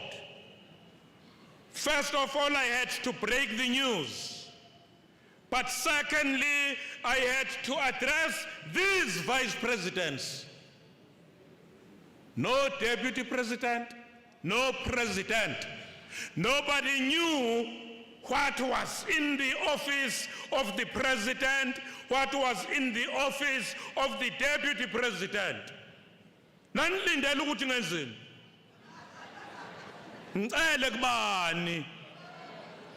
I-organization yenu enangiphi ithuba lokuyilida. Then I went to office, I drove, I sat down with them and we had a chat. In fact, we had discussions. Kwakufanele ukuba ngisho kubona ukuthi kune office lele lingaliya i-office lika president. Uma uvula ikhabethe elithile uyofica ukuthi uma kukhona okufunayo ungazi ukuthi uzokutholaphi bongifonela. Uma kukhona okubonayo kuyibhuku and you don't know what it is and what it should be used for, phone me. Ngenze isono ngalokho. Ngiyabuza ngempela mina ukuthi ngangenza isono yini ngalokho. Manje yini eyenza ukuba kube nomsindo wokuthi uNgcobo uyena ophume ngena eoffice as if ngilawuli office. Ukuba angikwenzanga lokho kwakufanele benze njani? Baqalephi bagcinephi? I'm proud of myself that I did so.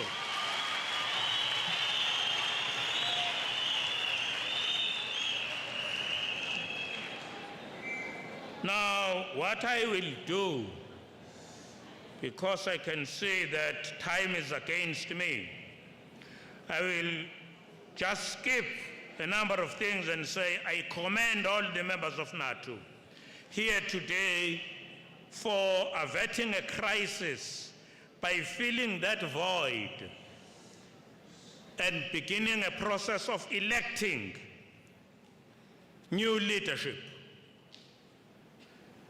I know that you have begun that process. It's halfway through. I know that you'll be finalizing that process tomorrow. And I thank you very much, and I know that you will be electing quality leaders. Yesterday, I was attending a funeral ceremony. I was attending a funeral ceremony. In that ceremony service, it was led by Mrs. Dotwane. Some of you may know him. Mrs. Dotwane was Solundi. Why a brigadier? What is a brigadier? It was a funeral yesterday. Now, the president of the church, uthi mina ngwase baqulusi sasakhile lapha sasakhe khona ngcono ngicine ngalento le ngivele ngikiyeke lokho uthi sasakhile lapha sasakhe khona bafika abahlakaniphileyo kwathiwa sihlezi phezulu kwamalahle bazokwazi abangapha ke ngase Vryheid ukuthi eVryheid kunamalahle lapha around oHlobane and the other places. I forgot to greet Professor Nxumalo. I made a mistake. My apologies. Kodwa uProfessor Nxumalo anganilandisa indaba ngokususwa kwabantu ababesuswa lapha. Manje uthi-ke umfundisi babekholwa bona kakhulu. Manje la ekhaya utshwala babungathintwa bungalokothwa nje. Kodwa kwafika ilanga lapho kwathiwa khona sukani la. Uthi saqala sabona sekubizwa isidakwa sakwaButhelezi kuthiwa sakwaButhelezi. Kusho njalo. Uthe sakwaButhelezi ngisho njalo ngempela akasho njalo maButhelezi. Kusho njalo. Utheke kwabizwa sona kwathiwa uyabona ke u4 pound lo kuyadilizwa la stiliza imizi shaya kushayiswa bani ningasho ukuthi uButhelezi kushayiswa ini isidakwa kuthiwa sishawudonga silidilize emva kwalokho kusho lo mfundisi lo uthi emva uthi ngoba kwase kuthiwe isikhathi sokudiliza emva kwalokho kwabonakala ukuthi lunzima udonga kwabizwa impumputhe kwathiwa nawe bheka ngapha wena ngesikhathi isidakwa sishaya ngale kusebenza isidakwa nani nempumputhe balidiliza udonga isidakwa nempumputhe balidiliza udonga lwendlu. Oh, let me say it for the last time. Vele ngitase ngiyohlala angiqedile. Isidakwa nempumputhe balidiliza udonga.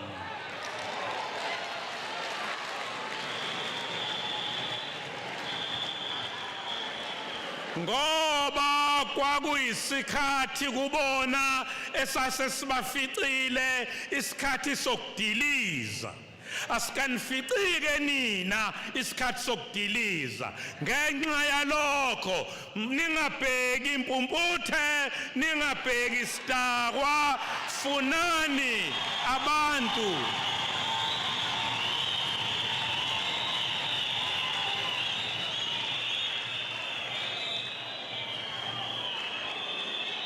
funani abantu abasobha nababonayo abazokwakha kunokudiliza.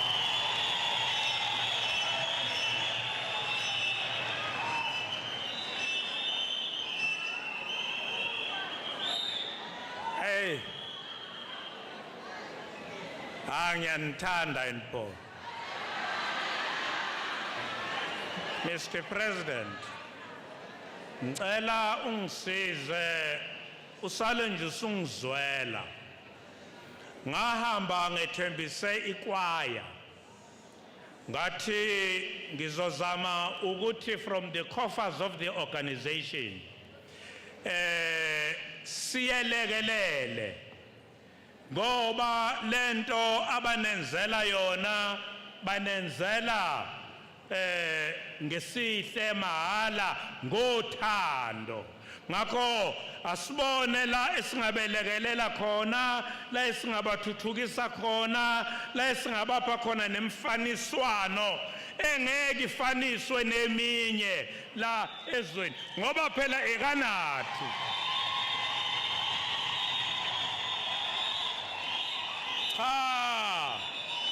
ngoba sengiqedile ngitheki nina yeke impumputhe yeke isidakwa landa umuntu ophilayo obonayo ongadakiwe. Thank you very much. I wish the incoming board well.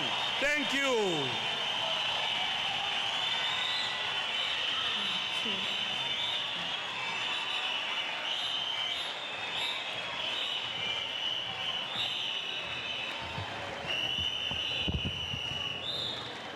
Wesomandla uzigcina impilo yami uzigcine impilo yami oh uphinde ukhusele umoya wami ukhusele umoya wami oh somandla uzigcina impilo yami uzigcine impilo yami oh uphinde ukhusele umoya wami umoya wami ngoba mina ngizohamba ambabo ngijangele kuwe ngamaxesha wonke. Viva nathi viva. Each one recruit one. Thank you very much. Thank you very much. The president is asking me ukuthi ngihambe naye siyobingelela ama members aku overflow. Manje umbuzo wami uthi nina senivele nigcwalise kwasani nize nikapakele ngaphandle.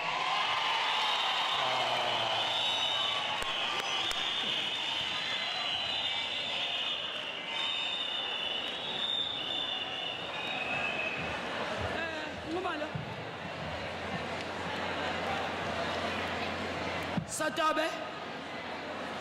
Satabe. Satabe.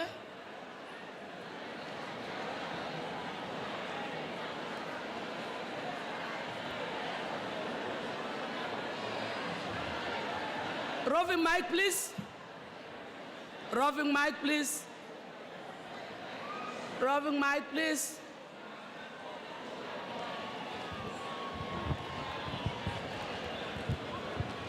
Nice, nice attack.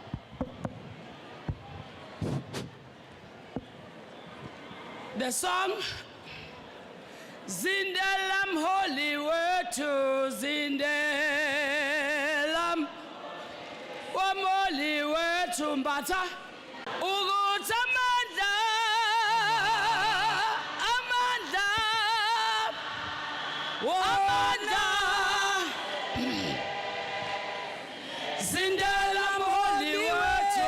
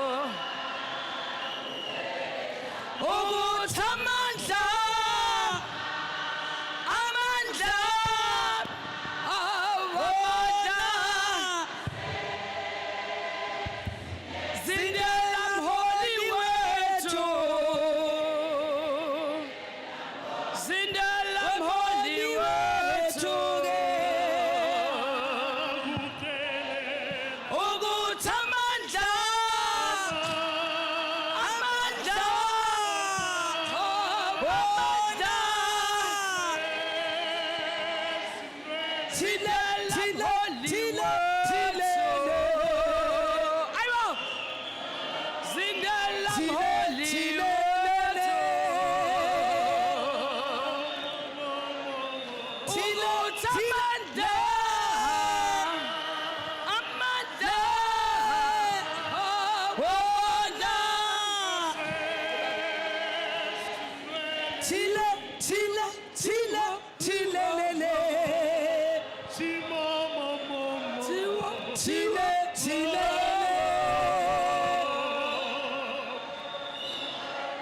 Tila, tila, lo.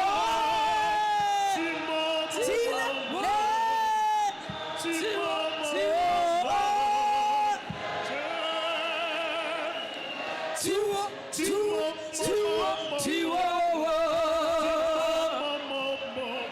Tiwa, tiwa, tiwa.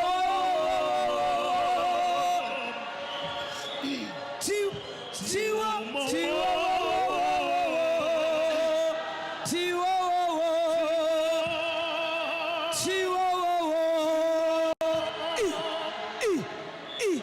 Sindela holy weto. Sindela holy weto. Umutamanda. Amanda. Akona amanda. Long live, NA2, long live. Long live. Long live, NA2, long live. Long live, NA2, long live. Long live. Long live, NA2, long live. Long live. Long live, NA2, long live. Long live. Long live, NA2, long live. Amanda, Amanda. Awethu. Amandla. Uthi usebenza. Sebenze Esikolweni kanzima. kanzima.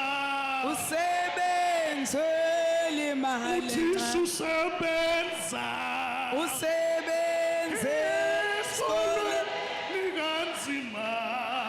usebenze Uthi usebenza. usebenze Esikolweni. usebenze imali Amanda. Yes. Thank you very much. Colleagues, we are with you. You are part of us. That is why today we have extended the invitation to you.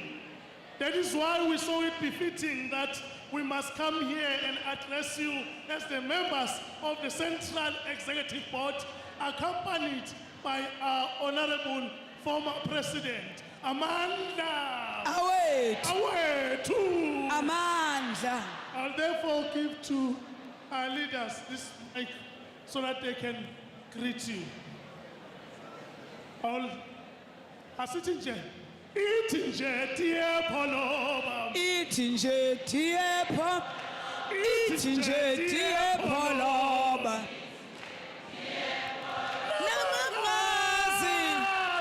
Namangazi. Ukuthi ubanobhalele incwadi. Thank you, Mr. President.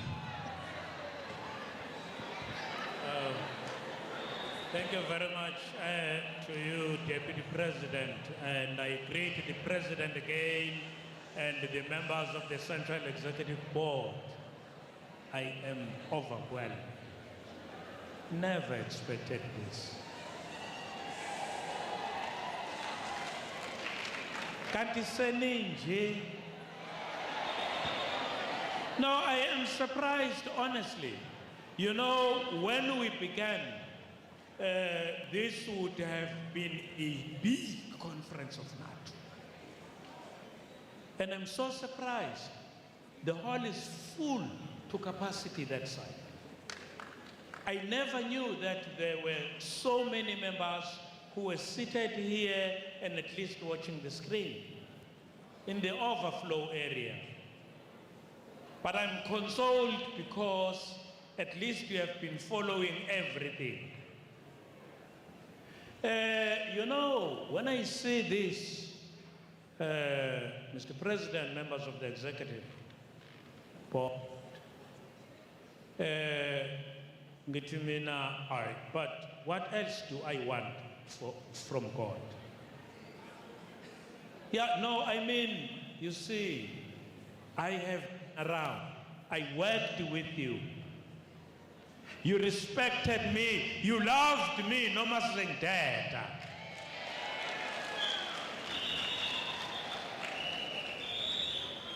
So now, see this, see how much the organization has grown.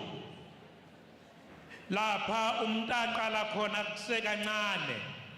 Kodwa njengamanje sekunje. Hayi. No mina ngithi hayi uNkulunkulu sengibusisile. Yes. No uNkulunkulu sengibusisile. Now I want to make a request, a plea to you to hold on to this organization, your dear organization. Hold on it, cling on it, push the leaders that will be electing today, make them safe, protect them, give them the power they want behind, push them, give them that pushing force, and then they will be doing all the things that you want them to do, things that you shall be electing them in positions to do. Give them support. That is all I'm asking for. Give them support. I will always be in every NATO conference as long as God still wants me to live. I will be with you. Kade ngikhuluma ngale nibenibona nilalele. Kunabantu umuntu ephucwa bona. Inhliziyo yami ibisopha.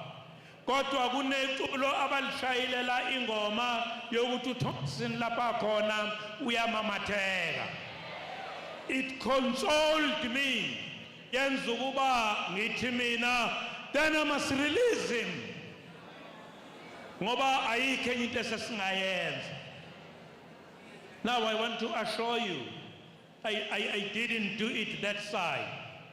No, enhlizweni yami, uThompson was my brother, was my son, was my everything. Now I want to say to you, I have released him. You have given me that power. Thank you for giving me that courage. Mr. President, I can't start a new speech. Thank you very much. Ngiyabonga kakhulu kunini.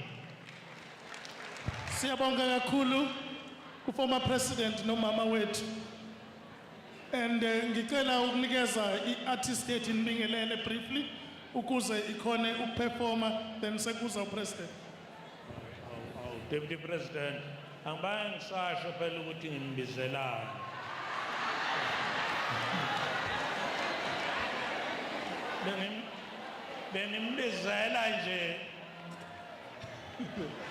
Bengimbizela nje ukuba niboneke manje ukuthi akusesiyelo wangcobo owayihamba sheshe straight manje ke sengihlalele nanthandwa sami uMabuthelezi.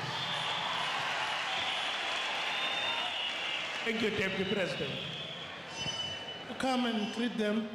Uzo mbingelela and then ahamba I'll prepare a performance. Iona Judah, we worship you, Lion of Judah. You are holy, Lion of Judah. We worship you and we bless you, Lord. Lion of Judah, you are holy. Thank you. Mr. President, thank you so much So thank you so much. I just want to say I am who I am today because a teacher believed in me and he saw my talent and he started grooming me from a young age. And I can't believe that today I am paid to come and perform for teachers. So that thing for me is a God will. So thank you so much. I'm gonna perform for you. I hope you'll enjoy it. Thank you. Thank you so much. Siyabonga kakhulu. Mongameli, ake kuthi simukele umongameli wethu simshayele tandla. Uma singasukuma kungaba kuhle kakhulu.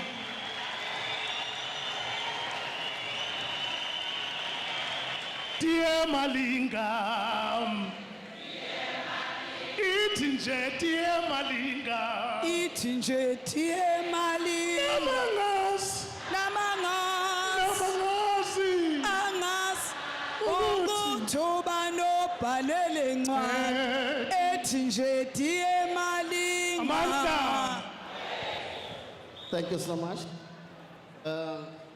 Greetings to Babu Bob, our former president of NATO, the person who worked for NATO tirelessly. Niyayazi ke iminyaka isevile, but we only concentrate Babu Ngcobo eminyakeni oseve kuyona i-National Teachers Union as a president. We forget that you worked from the lower structures. Matlabatini branch, I was made understand that you was the secretary, if I'm not mistaken. You also work in the region. You also work in the Central Executive Board as vice president, as deputy president. Lastly, as the president of the organization. Okuyena oseve kakhulu kunabo. Shame. Nowakwakho shame Mnyamana. Siyabonga ukuthi usigcinele kahle ubaba uNgcobo. Cha usahamba sheshe namanje mapholoba cha sasheshe. Members of Central Executive Board, Deputy President, Ungithi ubusinika lona. Colleagues, I want to say a few things to you. That is, as you are seated here, you are not undermined. We had the challenge of space.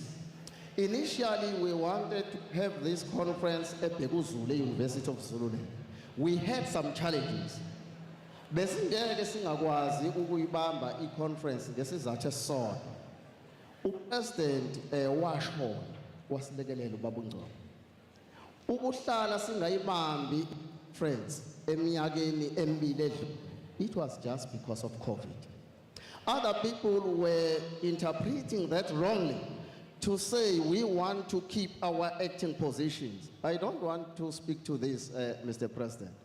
There were SMSs abengena kunina and VMs and everything, you know that. I don't want to talk to that. Hence, we decided to say, no mikanjani kulo nyaka, ngoba there is no COVID. Ngoba the constitution is very clear. Ithi iyohlehliswa i-conference babumapholoba if there are sound reasons. Yes, it's simple and straightforward. If there are sound reasons. Besingekho ke sizathu. Bese kufanele sibambe sazama zonke indawo. Then we got this split, colleagues. I am very happy that you are here.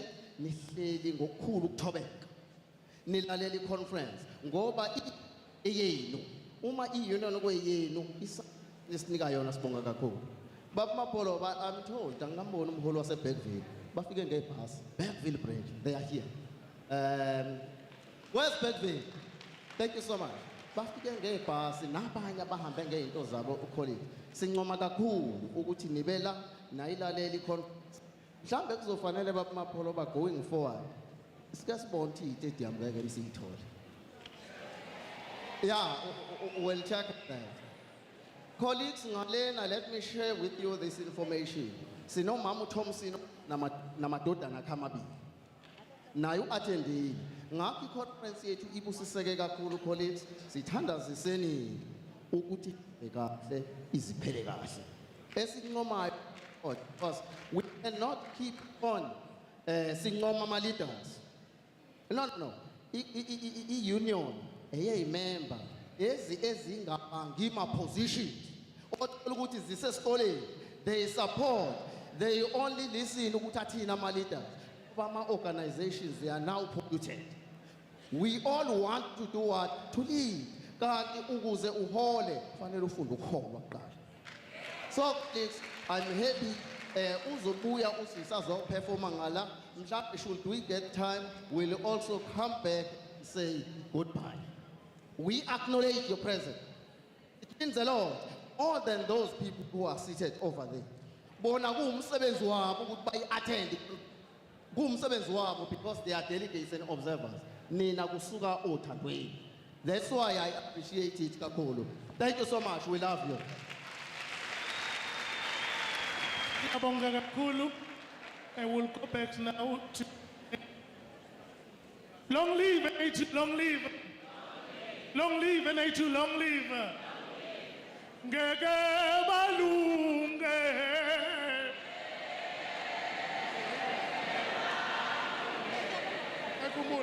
Thank you very much. You are going to join us there. Ege balunge. Aibo, asambage. Ege balunge.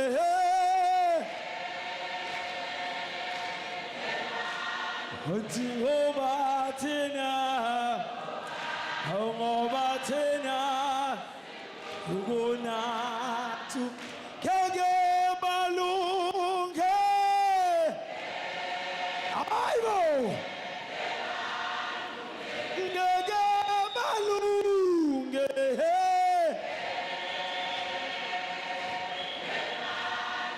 Jehovah Tina. Habatina Omuntu Hojoy Natapina Chige Asabe Sonke Lomuntu Wisitayena Asabe Yebo Abanye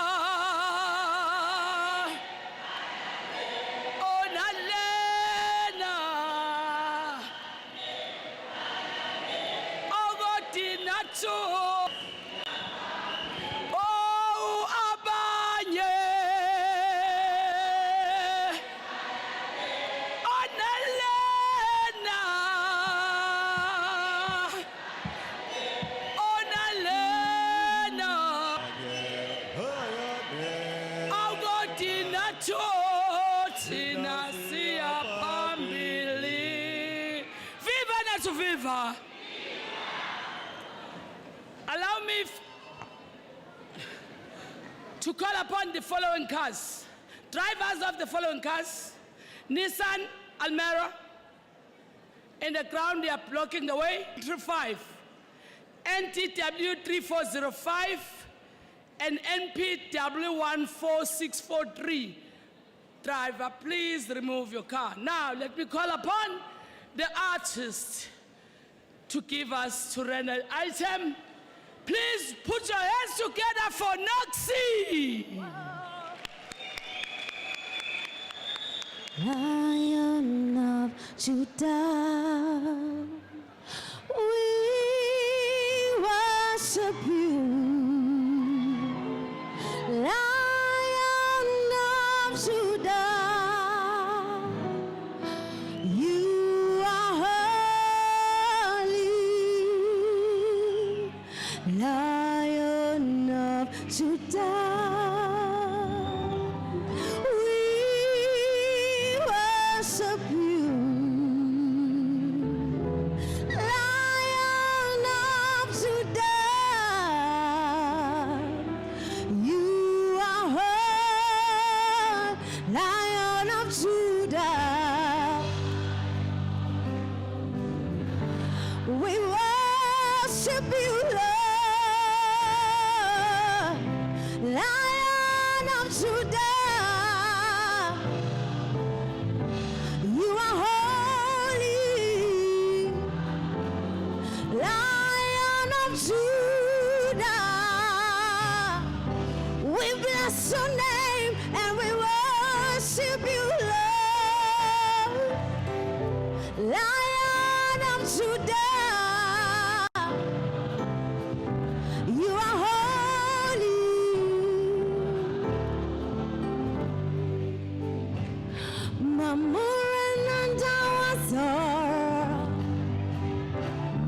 Mamuri andina kusha, Mama Babiro endu,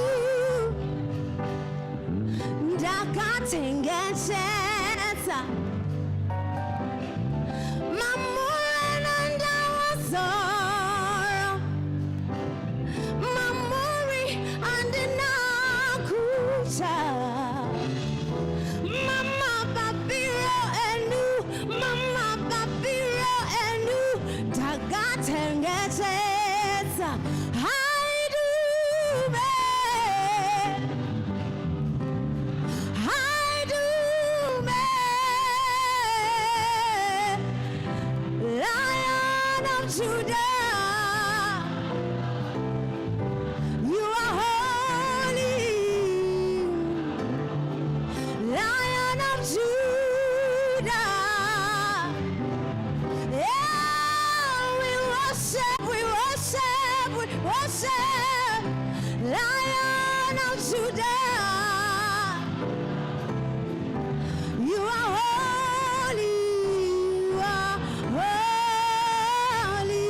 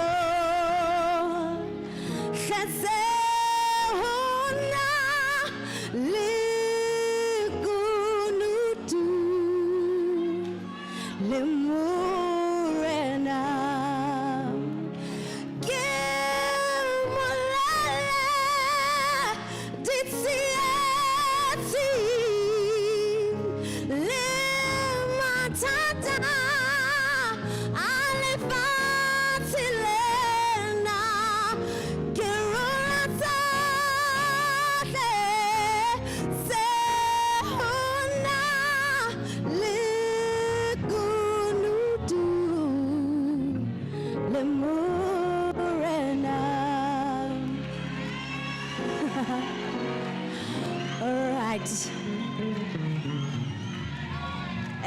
Mam Brenda, andisazi isiZulu kodwa bendizibulela ngomthandazo. Now ke kopa ho le jaefela. La se utla Sesotho vele. Yeah. Xa bendinomama, ngesendinebili ngokwenene ndiyahamba ngokwenene ndibeke golisana lam xa bendinomama ngesendineqhiya labatshenga phambili ngokwenene ndiyahamba ngokwenene ndibeke qala lam ndiyakodaliyawa ndakodole ncinci yale rakinta kamamam iyo ndiyahamba iyo ndibeke golisana lam ndiyakodaliyawa ndakodole ncinci yale rakinta kamamam iyo ndiyahamba iyo lisana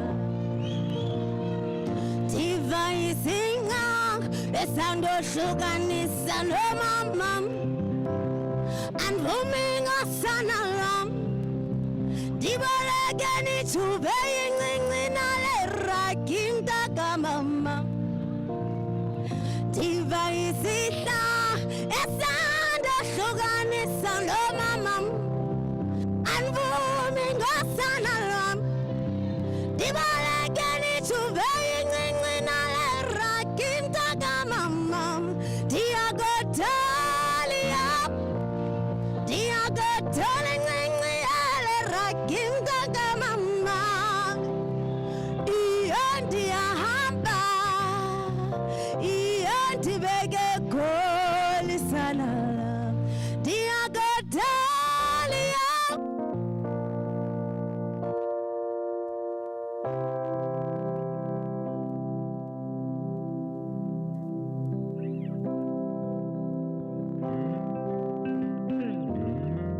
sana lam. Thank you. So I'm gonna do one song from my new album. It's called Lendoda. This song is dedicated to every woman who's conquered physical abuse, and it also speaks to men and women that gender-based violence is a no-no. Let's go. Oh, igama lam, my name is Nonkosi Sokoi. I'm from Bloemfontein. Botshabelo. Yeah. And Lily Zeleni.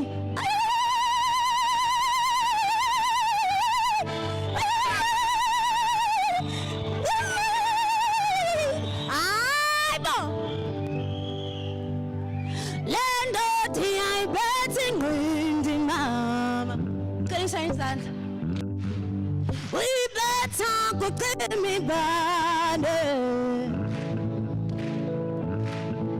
Anga saya manya madada. O saya bafazu kandoti I betting with mama. Landoti I betting with mama. We bet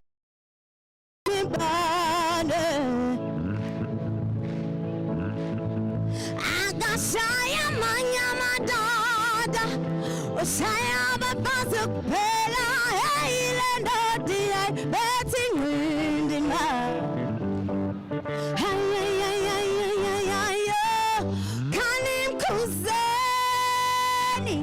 kanim kuseni ngandani ubulale sizwe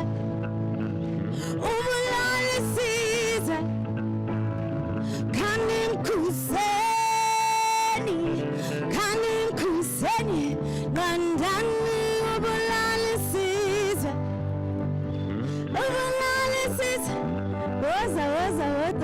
woza ah nikale nifundise isiZulu.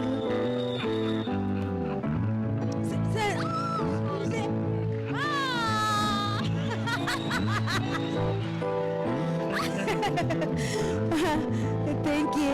I'm done. Thank you so much.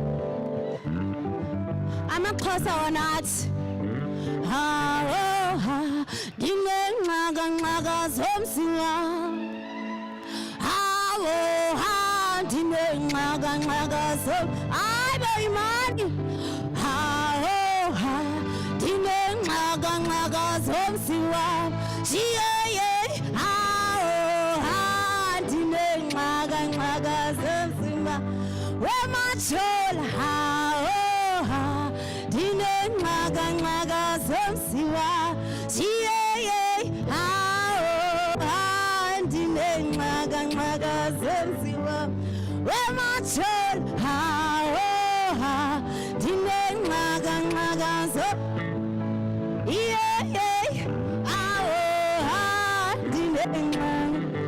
Thank you.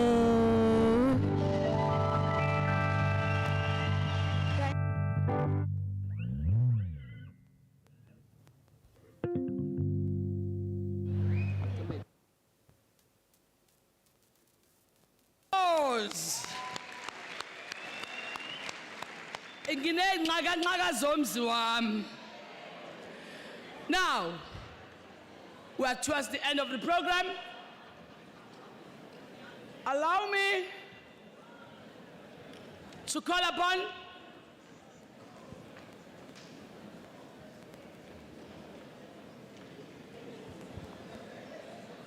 the person who assisted us during the demise of the late Mr. Thompson, who decided to agree when we nominated him to take the baton from nowhere, learning things for the first time, from being a vice president to the presidency. Allow me to call upon the acting president of NATU, Mr. S.V. Malinga,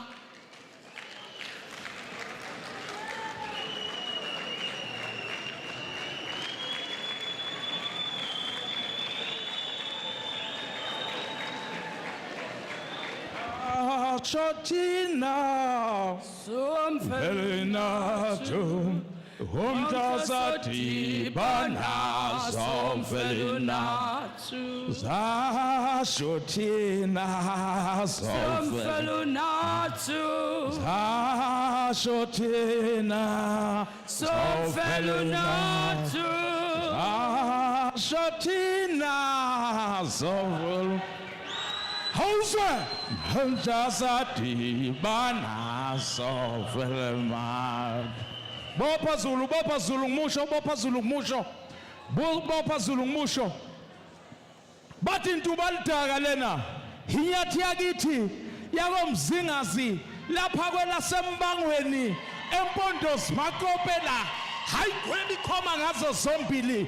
Kodwa udelelwe ngamaphisi mbumbulu, ethi uchakithi uhlolile, imamba yalukile. Ngakho ke sikuwamatapashiye lapha kwaNathu, siyotapastele. Kanti ababuzonge elangeni, itshela imingothi inkomboseka baba, isazophosishishilize ingwazi yakomalingodi made, onye wezimhlophe ngonyaka enihlabathi, qedane kwanyaka yamambuka, kuzinyanya zakomalinga. Esisinikele sisoko lesi imvubele encane yakoNathu ebilisimbiza nembizakazi phezulu kwelasembizo kwasempangeni nongayishayanga inkezo uyawuza umdiyazelo uyawuza umhabulo kodwa nodiyazeleyo phambili ayemuva kanti akazenzi isithunzi sayo lensiza eyibambe zaqina kwaNathu kwaye kwahlabeka umqhele inkumbi ngeenkumbi nazi zakwaNathu kwaye kwahlabeka umqhele izisebenzi zonke zomnyango kahulumeni zijabula zithi siyabonga mfeli mnqangi ziphaphathwa kwethwasa lisesikhupheni zithi siyabonga mfeli mnqangi ukusivelela leli ilanga lokusala kwaNathu inkanyezi yokusinqoyinqoya uqobo lazo sibonga sithi siyabonga ngiziyala komalinga inkunzi lena ibunzi yakomalinga lena phambi kwethu sithi siyabonga Jehova ukusithwalela yona. Lalela wethu ngumbize, lalela wethu ngumbize. Insundukazi yakithi lena engalo imfisha ayifiki nasenqulwini noGobovani yodludela untulukweni waya. Hey dadewethu kaBaba, ungazeyi lezo ngalo, umphoso wazi ufika phezu kwentaba zePitoli kuye kushwabana ungqongqoshe omkhulu wezemfundo eNjimutseha. Isithandwa esikhulu sakwaNathu untombi uguqe esithumba nje uyonyukela nini kwaNathu uqome ngokugcwele ngoba vele uyamthanda uNathu. Eno Elijah Mhlanga mampompoloza kuze kusekwe zemsakazo zishaqakile ingane zabantu zithi uNathu ukube kwakuyisithelo uhlobo lini lesithathu leselo ngabe idanga abantu umfino yasendle noma yonke inkomo yomkholiso. Abanye bathayilale, abanye bathayivuke. Yiphisi leli dadewethu kaBaba elade lihlabana bathi inkunguluzane yakwamalinga ehlabane beyiphika kwelasemzinyathi ingena ngezigi emahhovisi abahloli qedane babamba amakhanda beshaya izandla imhlambi ihlukane ihlangane bengazi ukuthi kwenzenjani imhlambi ihlukane ihlangane bethi savelelo uNathu kukhulu liyeza lenyelela.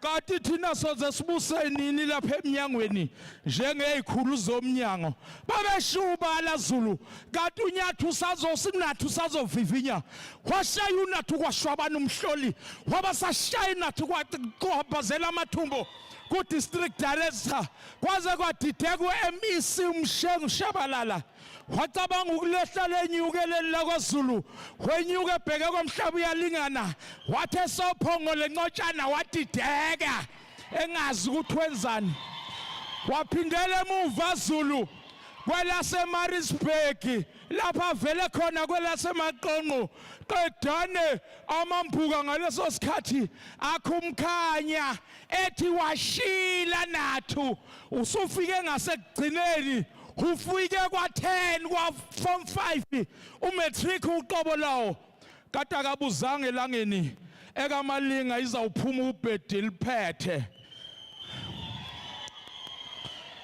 Hey dadewethu kaBaba bathi umahabula lona ohabule enyaweni ezinhle zawo president batheza umngameli uzwile umbhudulo kaProfessor Thembela kumaqede wawuhabula wawuvalela uzwile umbhudulo kaDr Shezi wawuhabula wawuvalela wawuzo kaPresident yasel Ngobo ugaganelo Qobo umakoya wento insizwe phela le wawuzo wawuvalela muva nje ugudle khwapheni. Hey madoda muva nje ugudle khwapheni lenqunqulu yakithi dadewethu kaBaba yako Nathu Thompson bafowethu. Thompson bafowethu simhloniphe Thompson bafowethu. SA Thompson bafowethu. Hey madoda libomvu iphunu libomvu iqadasi madoda umthombo oqhume phezulu kwentaba zejozina kwangandaba zamuntu. Hawu madoda Thompson bafowethu asidlula sikhale esidlule. Asidlule Nathu. Asidlule Nathu. Nanka amanye amalidi uNkulunkulu asimise kuwo. Asinamathele kuwo bafowethu asinamathele kuwo. Singabusakhala kwakuyinsizwa le. Kwakuyinsizwa Thompson. Kwakuyinsizwa. Kodwa ke wayesekhona uMalinga. Chakidelo wefusi abawushise nendlu waphunyuka uphuma nesonto amalanga besha ngapha nangapha qedane amambuka zama phesheya komfula ethi besithi kuphelile ngoNathu awusophinda ulibuse leli likaGondwane futhi nezwi lakhe eminyangeni wezemfundo alisophinde lizwakale nekhaya lobuqhalaqhala bakhe selibhujisiwe. Kanti awabuzange elangeni izophuma insizwa zakwethu yakoMalinga eliphethe ubhedu ingahambi nempe engakanani skejana sabafowethu amakhosi namakhosazana lapha eMbizo. Siyabonga bafowethu umsebenzi omkhulu uNkulunkulu angcwelise uNkulunkulu anipha amandla executive yeCB anipha amandla bafowethu uNkulunkulu niqinise lo mzabalazo inathi yathandwa bafowethu niqinise lo mzabalazo. Awungizongivalelisa Iqhawe leli. Iqhawe leli. Naku umyalezo wakho Qhawe. Naku umyalezo wakho Qhawe.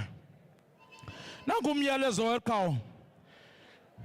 Insizwa lena. Insizwa yakithi ungakhohlwa yihubo lika Davide wasendulo kwezingcwele elithi umuntu uqiniswa zinyathelo lika Jehova. Ngakho malube umgeqe entanyeni yakho libe isihlangu sokufika lapha abafa bekuhlasela. Unwele luda sithi sonke malinga. Ndimande.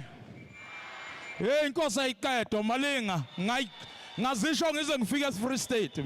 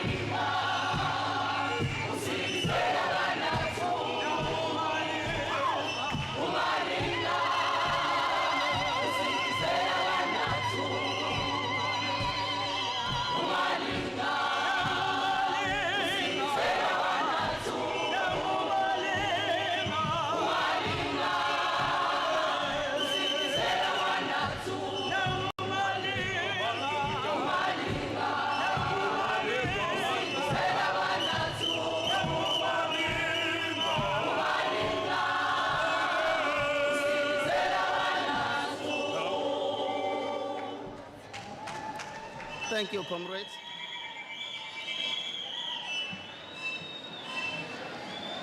Program Director, who is our Deputy Acting President, the man of God, Ubaba Umbata, Nobaba Utinanga, Central Executive Board of NATO. Allow me also to greet our immediate past president, Ubaba Umapoloba Nowakwakhe okhona phakathi kwethu.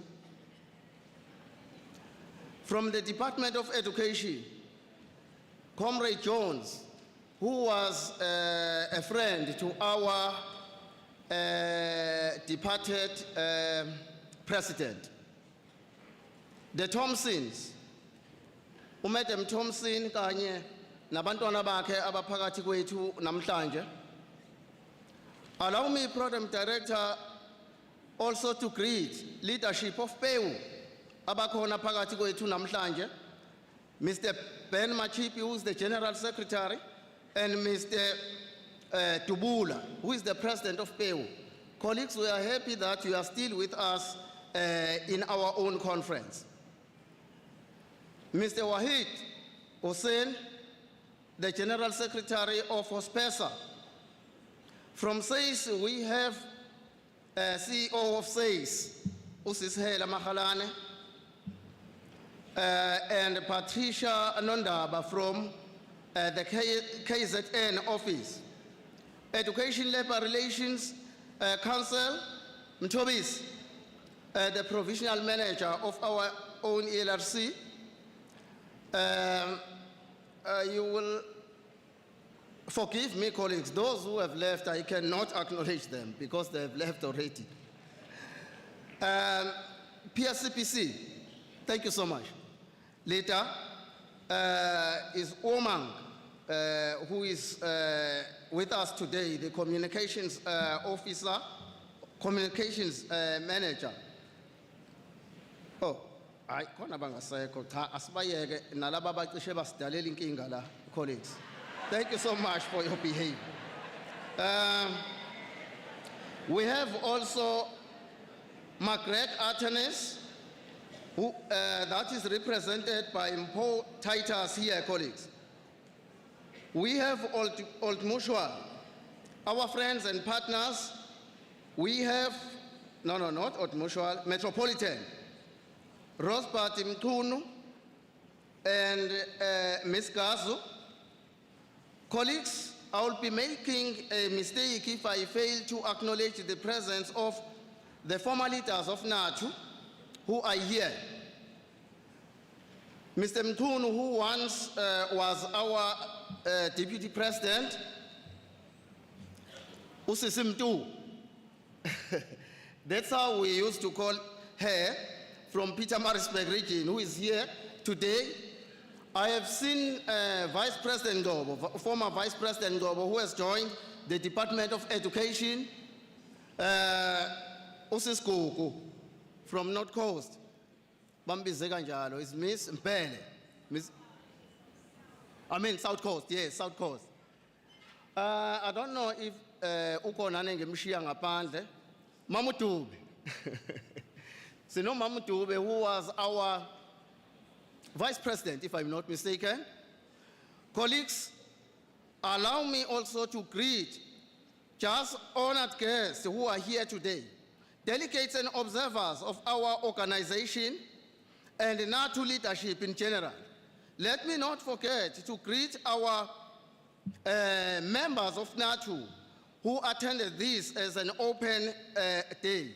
I went to greet them in our overflow section. Colleagues, you can't believe that hall is also full.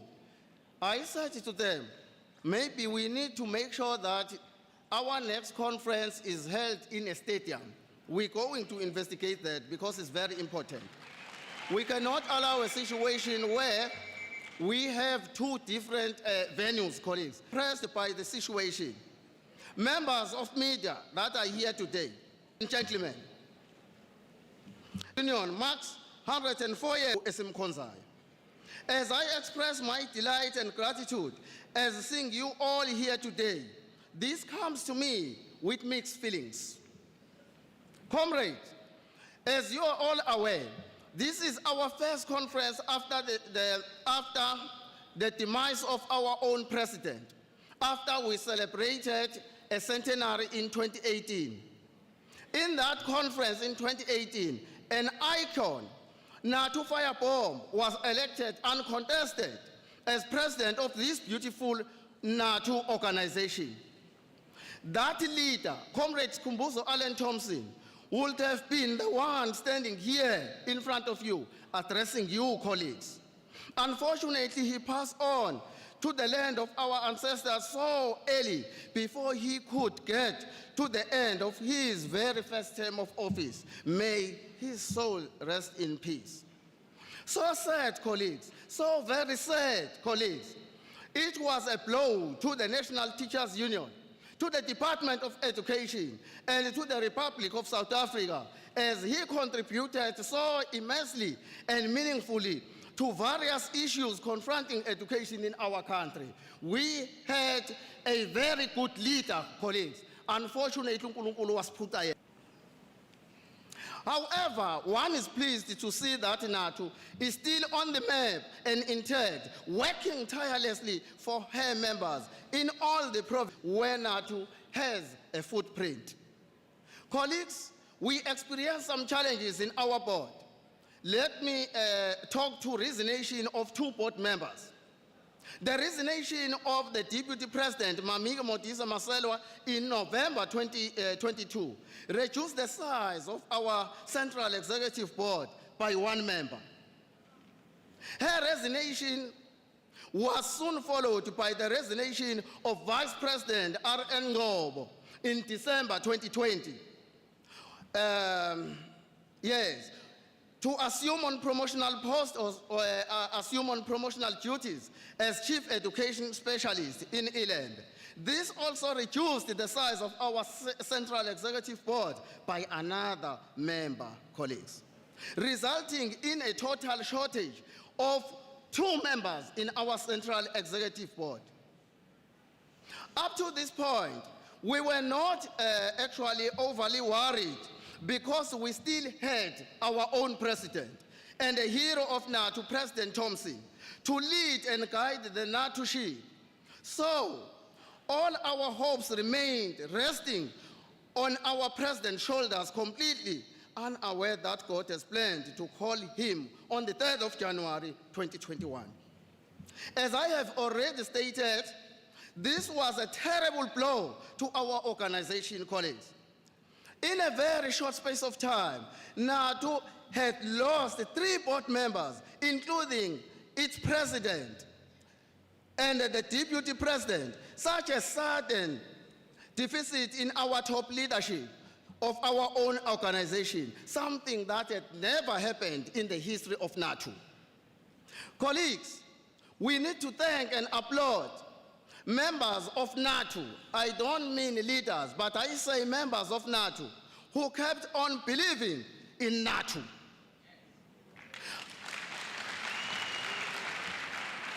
I will not be doing justice to the full spectrum of the organization if I do not thank the general membership, colleagues, in general, for standing firm behind their own organization against all the odds as we took the necessary strides to steady the NATO ship at the center.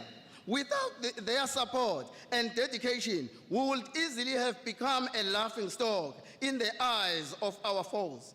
Prophets and prophetess of doom were already celebrating the total demise of our own organization. In their minds, they thought NATO is now finished. However, through your support, resilience, and dedication, NATO is here today celebrating 104th anniversary. On top of that, NATO has continued to register significant growth, as evidence that employees in the Department of Education believes in NATO and sees the organization as an alternative to those that have been captured and have been since departed from their original mandate and key responsibility of work of the trade unions. Abanye, they are captured as we speak. Fortunately, NATO is not captured, and it will be not captured, colleagues, because we believe in our own principles. We believe in our own constitution. Therefore, no leader will come in NATO bese ehambisa ngenye indlela. It is through the support of NATO members that the organization still stands firm on its principle, namely autonomy, independence, self-reliance, and self-development, freedom of association, and the right to organize, a professional approach to teaching inspired by the child's right to learn, politically and religiously non-alignment. That is a key principle of NATO. And that enhancement of all aspects of working life aspect of the working life of educators. Our principle makes us different from any organization you may think of, because there are many organizations out there. And they have made us exist without fear for the past 104 years. And I'm convinced that NATO will celebrate another 100 years in 96 years to come. As some of you might remember, during the apartheid era and during the transitional period, NATO and its members stood firm during President Professor A.J. Tembela's era. For instance, those of us from Pietermaritzburg will remember, colleagues, will remember this. He appealed to us not to organize in the places where it was dangerous to organize. until the political dust had settled. We were not a military organization, but a trade union. So this was important wisdom, which helped the leaders of the organization to traverse troubles, waters to safer shores. Since then, NATO has spread her wings to all the 9 provinces. But one particularly through the commitment, vision, and hard work of our own hero, to President S.L. Ngo and S.A. Thompson. Angazi-ke kuno S ko-President. S.L. Ngobo, S.A. Thompson. You will mention besuqhubekayo. Their vision was to make NATO a true national teachers organization. Some of you may recall that NATO has continued with that vision. In 2021, for instance, NATO celebrated a World Teachers' Day in the Free State for the first time. Yes, NATO belongs to all nations in the Republic of South Africa. Colleagues, I will be not doing justice if I do not touch on some educational issues. As one looks at the education scene closely, from school level upwards, one finds it troubling that there are many challenges that will remain unsolved from many years, thereby compromising the quality of education of our learners, especially those from poor socio-economic background. In the Department of Education and the Republic of South Africa regards education as their first priority.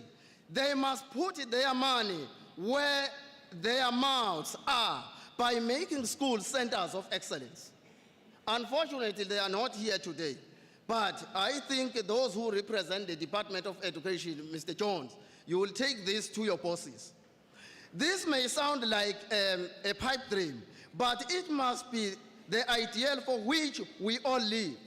Had education excellence started in the early years of our democracy, we would have achieved a lot by now. Quality teaching and learning will never be achieved if our country, when the government fails to prioritize our own education system. Each year provinces lament,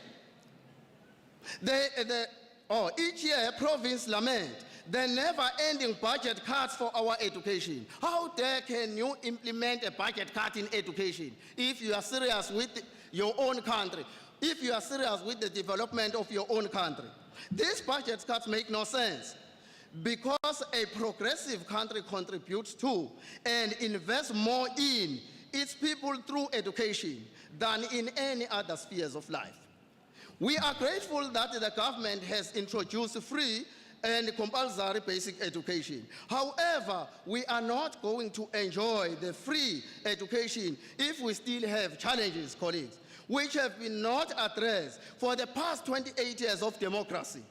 Here, I'm referring to the challenges we inherited from the apartheid regime, like the challenge of infrastructure, colleagues. Most schools in deep rural areas have dilapidated infrastructure.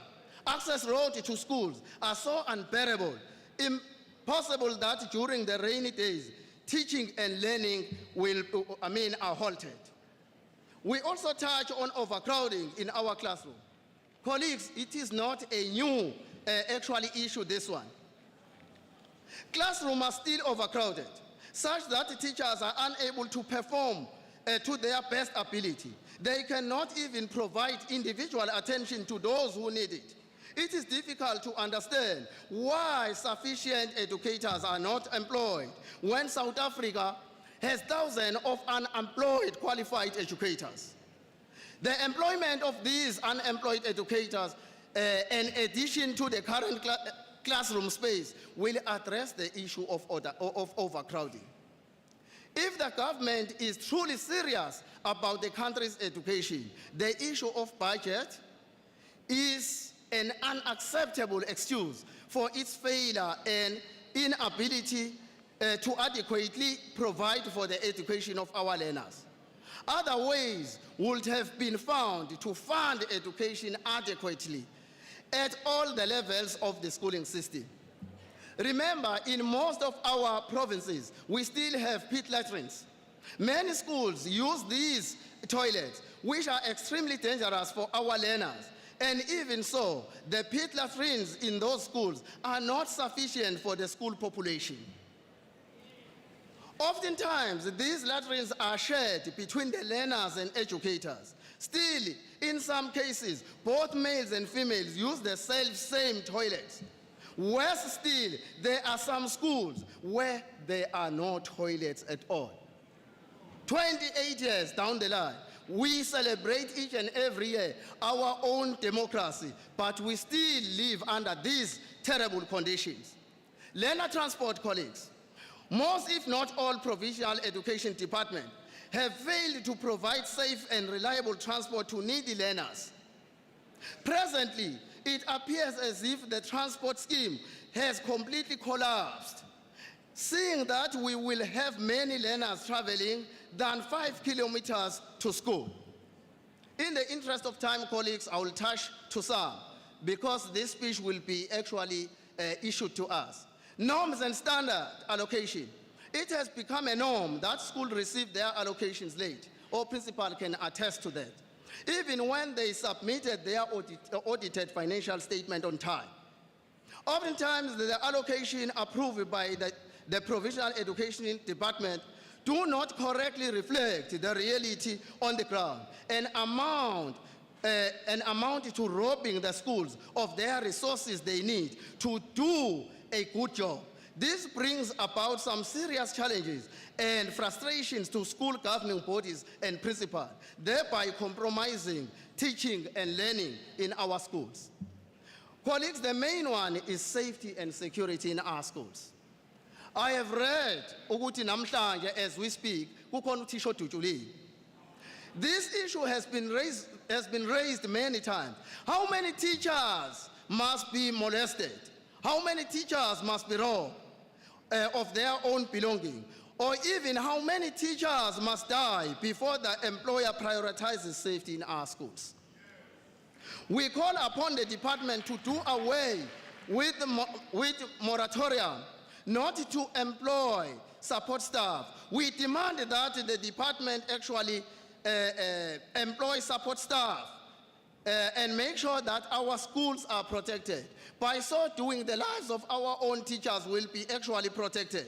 Colleagues, we have a challenge, because if you see these ministers, they go with a very tight security, you know. They are also accompanied by a tight security. I'm not sure, but I believe that even in their homes, there is a tight security. But the Department of Education fails to provide security in our schools. And remember, it's the responsibility of an employer to make sure that the working place is safe. Colleagues, we need to demand this as never before. Maybe the time will come when we say, when there is no security in schools, we will say we don't go to schools.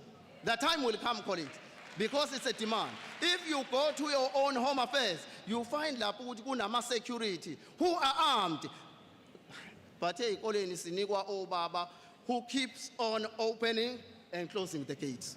And that is not security. Hence, our teachers are actually robbed and killed in our own schools. Colleagues, I don't know if this issue is still on, but I believe it's still on. The principals can attest to this. Catalogs with unpriced items. Right, schools are given catalogs in which items are not priced and are asked to take and place orders for desk chairs and other school requirements to support teaching and learning. How can one place an order without knowing the price of each and every item? Yes, it's a question. Colleagues, the big question is, why do the price remain hidden from schools' authorities, from the principals of schools, from the governing bodies of schools? Who holds the absolute power on these matters? Certainly, absolute power corrupts absolutely. Grade R issues, colleagues. It is common knowledge that children who attend grade R subsequently perform better in school than those who do not. It was for the reason that the government introduced Grade R to the schooling system. NATU was extremely happy with the decision to add Grade R to our schooling system, believing that the work of Grade Grade 1 educators will be made easier, colleagues, as learners from Grade R would have been used to the school environment and its routine. In addition, it was envisaged that jobs opportunities would be created for other people. However, it is very painful and unacceptable that one looks at the conditions of service of Grade R educators. They earn absolutely nothing. In the province of KwaZulu-Natal in particular, it is a shame because they are paid far less than other provinces. They do not have any benefits, no parental leave, medical aid, pension, and so on. NATU demands that the Grade R teachers be paid reasonable salaries, not a mere stipend. They have families to support. These workers do most important work for the nation. Let us not be heartless as the Department of Education. Employment versus deployment, colleagues. It is also a challenge. The National Teachers Union believes that if the Department of Education in South Africa as a country regards education as a priority, recruitment to our noble profession should not be politicized. NATU objects to cadre deployment in the Department of Education and in the promotion of our educators. We call for a fair, honest contest for appointments and promotion in our sector. The playground must be level for everyone. We are fed up with the situation whereby incompetent contestants are given posts through political party mandate and deployment. Deployment has corrupted our country and the school system in particular. NATU has competent educators who qualify to be the departmental heads, who qualify to be the deputy principal, school principals, senior education specialists, and so on. However, many of them are overlooked and deprived of the opportunity to contribute to the national development because of the policy of cadre deployment. This has resulted in the school system being plugged into a mess. Our system, education system, is a mess just because of deployment of people. That devastating the impact of COVID-19 pandemic. The coronavirus, which hit the world at the end of 2019, exposed the Department of Education more than other government departments. If the department did not know it, COVID-19 brought it to their attention that the country had dire shortage of classrooms, desks, ablution facilities, educators, and huge school infrastructure, a backlog with respect to routine maintenance. It is my hope that the department is working on these issues because they were long ignored. For whatever reason, any further delays in tackling these matters will be unacceptable. Please allow me to thank you, colleagues, all of you, as well as the employees in the sector in general, for not dropping the ball during the COVID-19 pandemic. Comrades, you work as soldiers defending their own country. You stood firm because of your noble calling, and the teachers pledged. We lost thousands of employees. We lost our beloved one. We lost our leaders in our community, leaders in our country, and also in the world. May their soul rest in peace. Teacher development. Ladies and gentlemen, let us look at teacher development. Teachers are lifetime learners. This means that as educators, we need to keep on learning on how best can we improve our teaching and other skills. This is possible if we are enthusiastic about our calling. But are we? It's a question. Do we care for the subject that we teach? Do we care about our clients? Those are our learners. It is not the responsibility of a teacher alone. The Department of Education must produce comprehensive teacher development programs to equip teachers as they face new challenges in the changing world. We cannot introduce technologically advanced subjects without having trained our educators accordingly. Quality teachers are required to teach quality learners, to produce quality results, and enable the country to compete against quality countries in the world.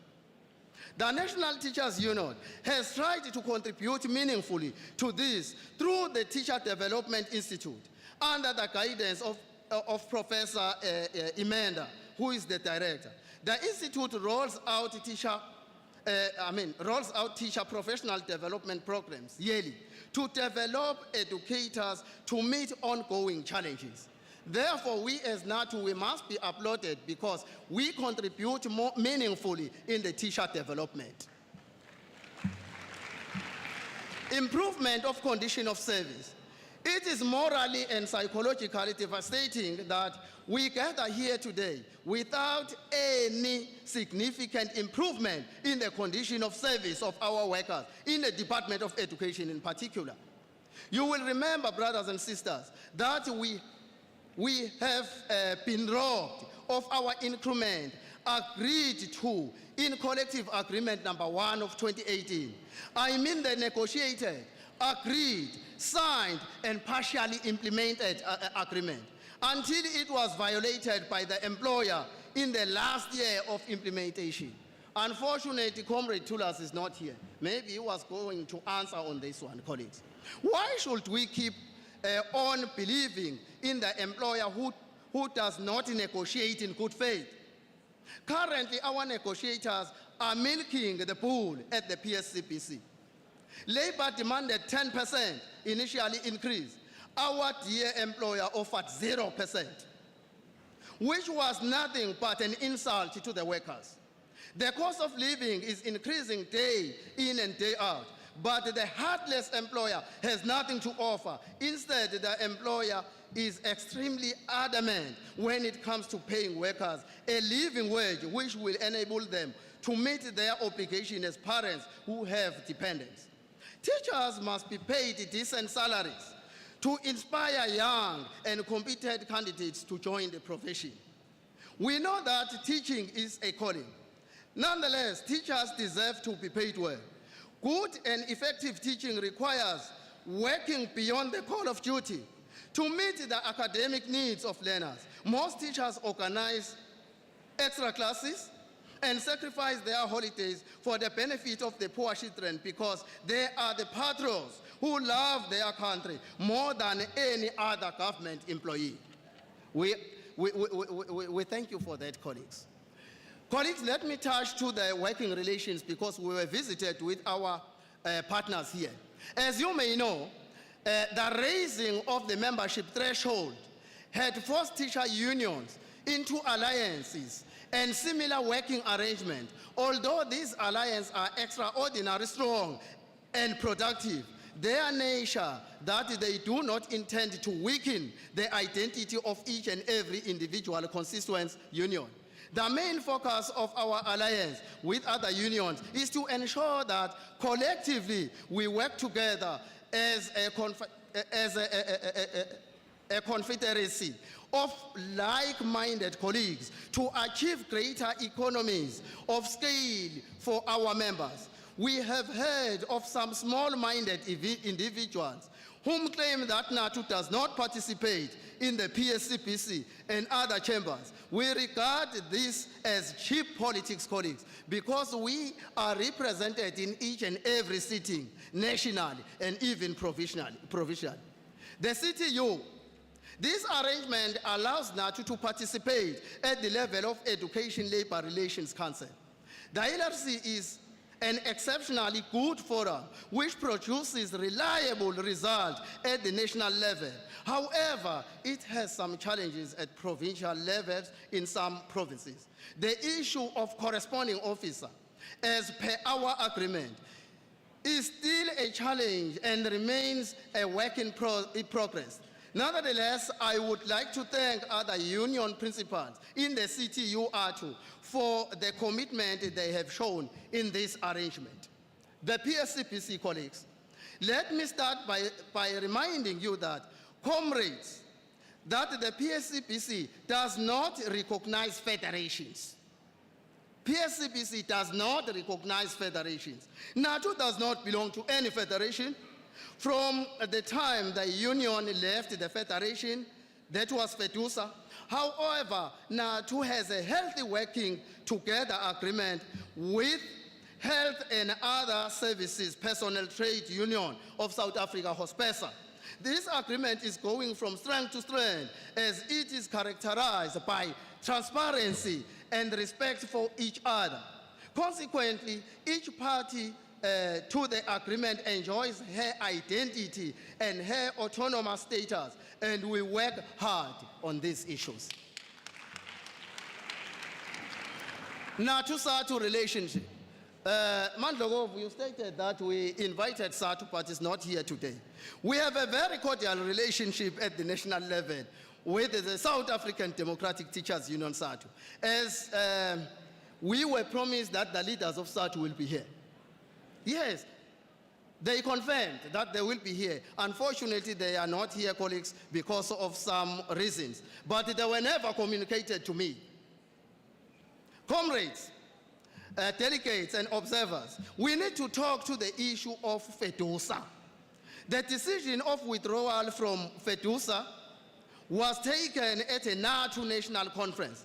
Therefore, it is up to this conference to review that decision and give direction on the matter.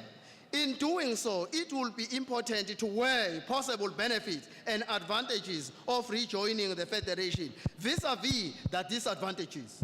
Recently, NATO held a meeting with FEDUSA leadership trying to convince each other to consider rejoining the Federation. We informed that we could not take any decision on the matter because it was a conference matter. NATO and says, we have a very fruitful collaboration with South African Council for Educators as such. We always enjoy partnership on both SACE and NATO initiatives, activities across the country. We need to keep this relationship healthy and active as SACE is for educators and is funded by each and every educator in the Republic of South Africa. And we need our teachers to be well represented. We do not want to meet SACE only when our educators are said to be at fault and are charged. Pursuant to the SACE Code of Ethics, the most common transgression, let us have more programs together to change the perception educators have about SACE as a body whose job is to punish educators. A need for unity among labor organizations. It is imperative that despite labor differences, organized labor must work together to achieve most of the benefit of all workers. We suffer some challenges. We earn almost the same salaries and live in the same communities. We need to shout in one voice. In 2015, NATO noticed that many employees resigned. In numbers, actually, the investigation established that they were in financial crisis. They wanted to access their money from government employees' pension fund to service their own debts and to register their own children for tertiary education. This impacted negatively on the Department of Education as some the resignation were of experienced educators who were contributing meaningfully to pass rate of our matriculants. Subsequently, NATO proposed to the government employees a fund official to allow public service employees to access portion of their retirement fund, that to be paid back at the reasonable, affordable rates to curtail those hateful resignation. Unfortunately, both the government, and the GEPF resisted and opposed the proposal, resulting in public service employees continue to suffer. The reparative for public service employees could have been achieved had all labor formations supported the proposal without looking at which organization originated it, colleagues. Supporting the proposal on the strength on its own, merit would have been brought financial relief to many public employees, irrespective of their union affiliation. The petition on the matter was supported by 250,536 employees in the public service. However, it was extremely sad, painful, and unfortunate that some unions, colleagues, discouraged their members from signing our own petition for no reason other than that it was originated from NATO. It seems as if the government is now shifting towards NATO proposal, which vindicates NATO's position on the matter. This move suggested that NATO was right. When this position has finally been sanctioned by the government and public service have begun to benefit from their retirement fund while still in employment, we will always remember that it was NATO's brainchild. We shall then go all the way out to celebrate the maturity and fulfillment of our own idea. Union growth, colleagues, because union talks to numbers and numbers do not lie. All our good ideas and plans will be impossible to actualize unless we grow our organization. The strength of our labor union depends on the weight of its membership with respect to numbers. And as they say, numbers do not lie.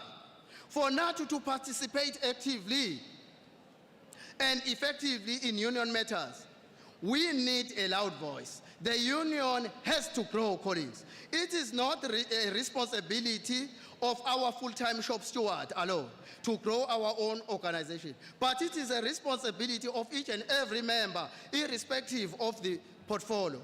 Otherwise, let us keep the excellent work of growing our organization. NATO is the only organization with a recruitment history. NATO is the only organization with a recruitment history. Why am I saying that? Other organizations benefited when all those organizations in favor of establishing one union. That was SATU in particular. But we as NATO remained to say, once the political dust has settled, we'll make sure that we put our footprints in all provinces, something that we have done successfully, colleagues.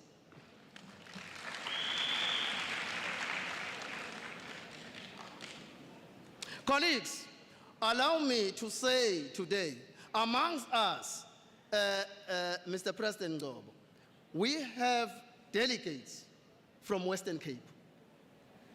They are here with us. Where are they? Can they stand up? Oh, I can't see them. Delegates from Western Cape. Oh, they are right at the back. So that proves and says NATO has a history of recruitment. And I can assure you, give us less than a year, we will put our footprints in the Northern Cape. Then we'll be done with the whole South Africa, because we are good and experts in recruiting, colleagues. Political non-alignment, a principle reaffirmed. This is one of NATO's cherished principles, which make it easy and possible to work across the country, colleagues. NATO is the hope and home of all employees in the Department of Education, irrespective of their political affiliation.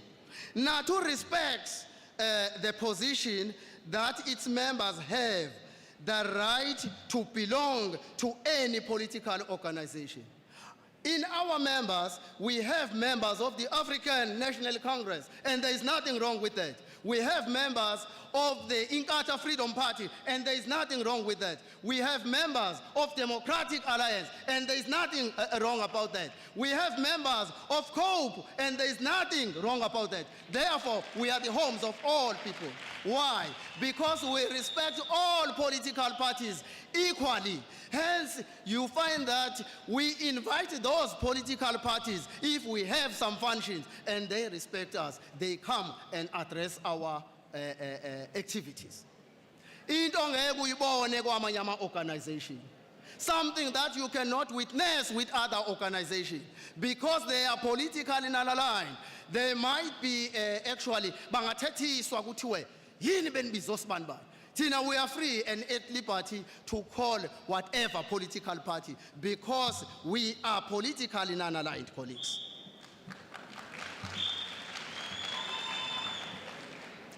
That we are politically non-aligned does not mean we do not speak or share ideas with political parties. Members of different political parties are ruling our towns, colleagues. You remember, we invited the mayor of eThekwini. The mayor of eThekwini is a deployee of the ANC to come and actually officially greet us when we were opening this conference. Not that we were taking our organization to African National Congress, but we respect the position to say we have a mayor here in Durban, Ubabu Kaul. Remember yesterday, we were addressed by Fraser. Fraser is a newly appointed MEC of our education in KZN. And Fraser is a deployee of the ANC. But the political affiliation to NATO is secondary. But we know that our MEC is Fraser. That it comes from any political party is secondary to us. Today we have been addressed by Minister Ngwesi. He's a deployee of ANC. So we do not have a problem with political parties because we are sober-minded. Working relations towards the end, colleagues, working relations with our business partners. President A.J. Tembela, President M.A.A. Shezi, and our President Ngobo laid a solid foundation with respect to fostering working relations with our business partners, which is in line with NATO principle of self-reliance and self-development. NATO believes that we can improve and strengthen our relationship by collaborating in activities that will contribute meaningfully to our teacher development. We are a teacher organization. We have to address challenges that are experienced in our education system, but without taking away the responsibility of the Department of Education. So, colleagues, we thank you, our business partners that are here today, that contributed towards the success of this our own conference. Colleagues, in conclusion, as I conclude, allow me to thank you, the leadership of NATO, general members of NATO, and friends of NATO who kept on praying for this union during the tough times. I thank the spirit of all past presidents of NATO who did not want to see NATO falling apart. Special thanks to President S.L. Ngobo, who was there for the CP when the darkest cloud covered NATO on the passing of our own president. I must also thank Dr. Shezi, colleagues, for scheduling time to meet with me to discuss some issues of interest to NATO. How can I forget to thank the great and reliable support the CEB received from the office of the director of the NATO Institute, Siyabonga, Professor Iman. It was not easy to lead the organization of such magnitude during such a tough and rough time, colleagues. Members wanted to see things happening in a few weeks as if things were normal. One had to take some unpopular decisions to make sure that no one take advantage of NATO, both from within and outside the organization. We had an obligation to defend our own organization. I am grateful that NATO is still intact. we have delivered on most of the resolutions of 2018 conference. NATO is well represented in all councils and platforms and actively participated in all activities, provincially and nationally. I have one thing to say. The struggle continues, colleagues. As elections take place tomorrow, the delegates have a responsibility to put the union first by electing leaders with an unobstructed vision, leaders who understand our union way. Because should we make that mistake, the union is with rain, colleagues. I am referring to leaders who will not bargain with our organization to fulfill their own personal desires. NATO need leaders who will not get lost in the maze of party politics, will not allow themselves to be caught up in the craze for power, position, and cash, will avoid getting themselves entangled in so many of things that must pass and blow over. Do not be misled by those who have been spreading malicious gossip and unfounded rumors.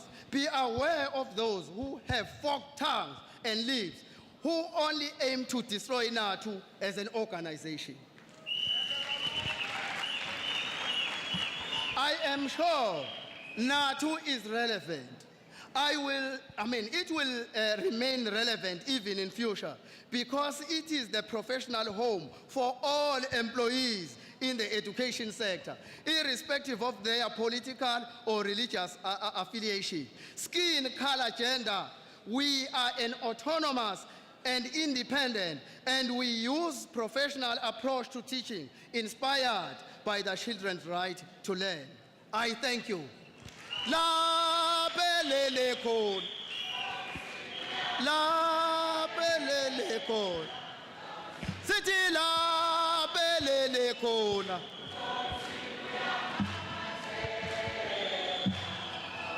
Maye boni na twitangene. Uyama. Maye boni na tuyenza nje.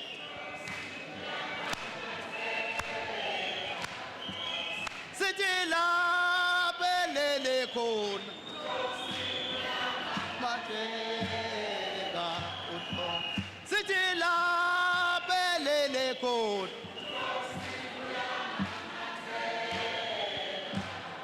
Amandla. Viva NATU, viva. Viva NATO, viva.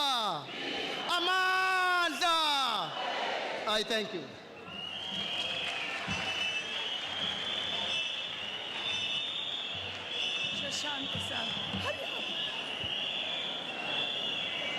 Agenda ya ma-capitalist. Agenda ya ma-capitalist. Agenda ya ma-capitalist. Agenda ya ma-capitalist. Ya bulalo tisha. Agenda ya ma-capitalist.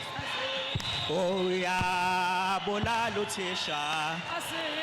Agenda ya ma-capitalist.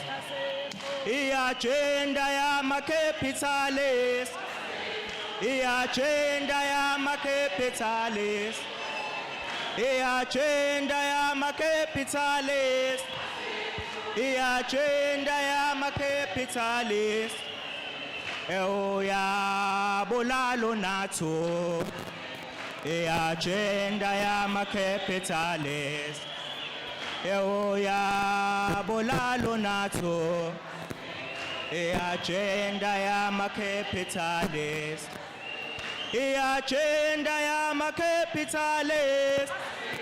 Agenda ya ma-capitalist. Agenda ya ma-capitalist. Agenda ya ma-capitalist. Ya bulalo NATO. Agenda ya ma-capitalist. Ya bulalo tisha. Agenda ya ma-capitalist.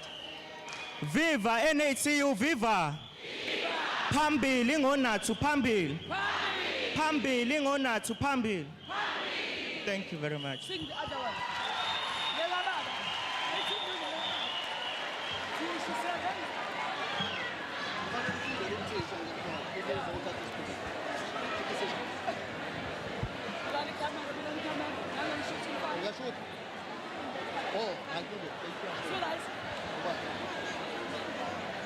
Thank you very much. Let's give the round of applause to the president of NATO. Siyabonga Zindela. The following cars are blocking the way. Whilst Pongola will render their last item, the following cars are blocking the way outside. NUF 53497, NP 114643. Please take our car away. In our midst, still the choir conductor is sorting herself. I've seen Councillor Toto Keza is saving for the South African Council for Educators, and also Mr. Kaspan Nanto, the Vice Chairperson of Labour in PSCBC, Sawubona. Councillor Toto Keza, Sawubona. Keza, uvimbile lo yamntana enkosi ongenza bengangiboni laba bantu. Ngiyabonga ukuthi usuvumile Casper mangubingelela usawubonile. Colleagues, Makatu Pongola, what will happen? We go back to the places where we were getting food yesterday. Do you remember those places? Remember, the sergeant at arm are there to assist you. Asifukani, we just go this. Then, with the VIPs, on your far right, on the far left, we just go using those steps up to that room. I'll request Tandazo to be on that side to assist the guest once Pongola is done. Thank you very much. On behalf of the board, all the VIPs that attended the first session, and all the former vice presidents of NATO, the former deputy president of NATO,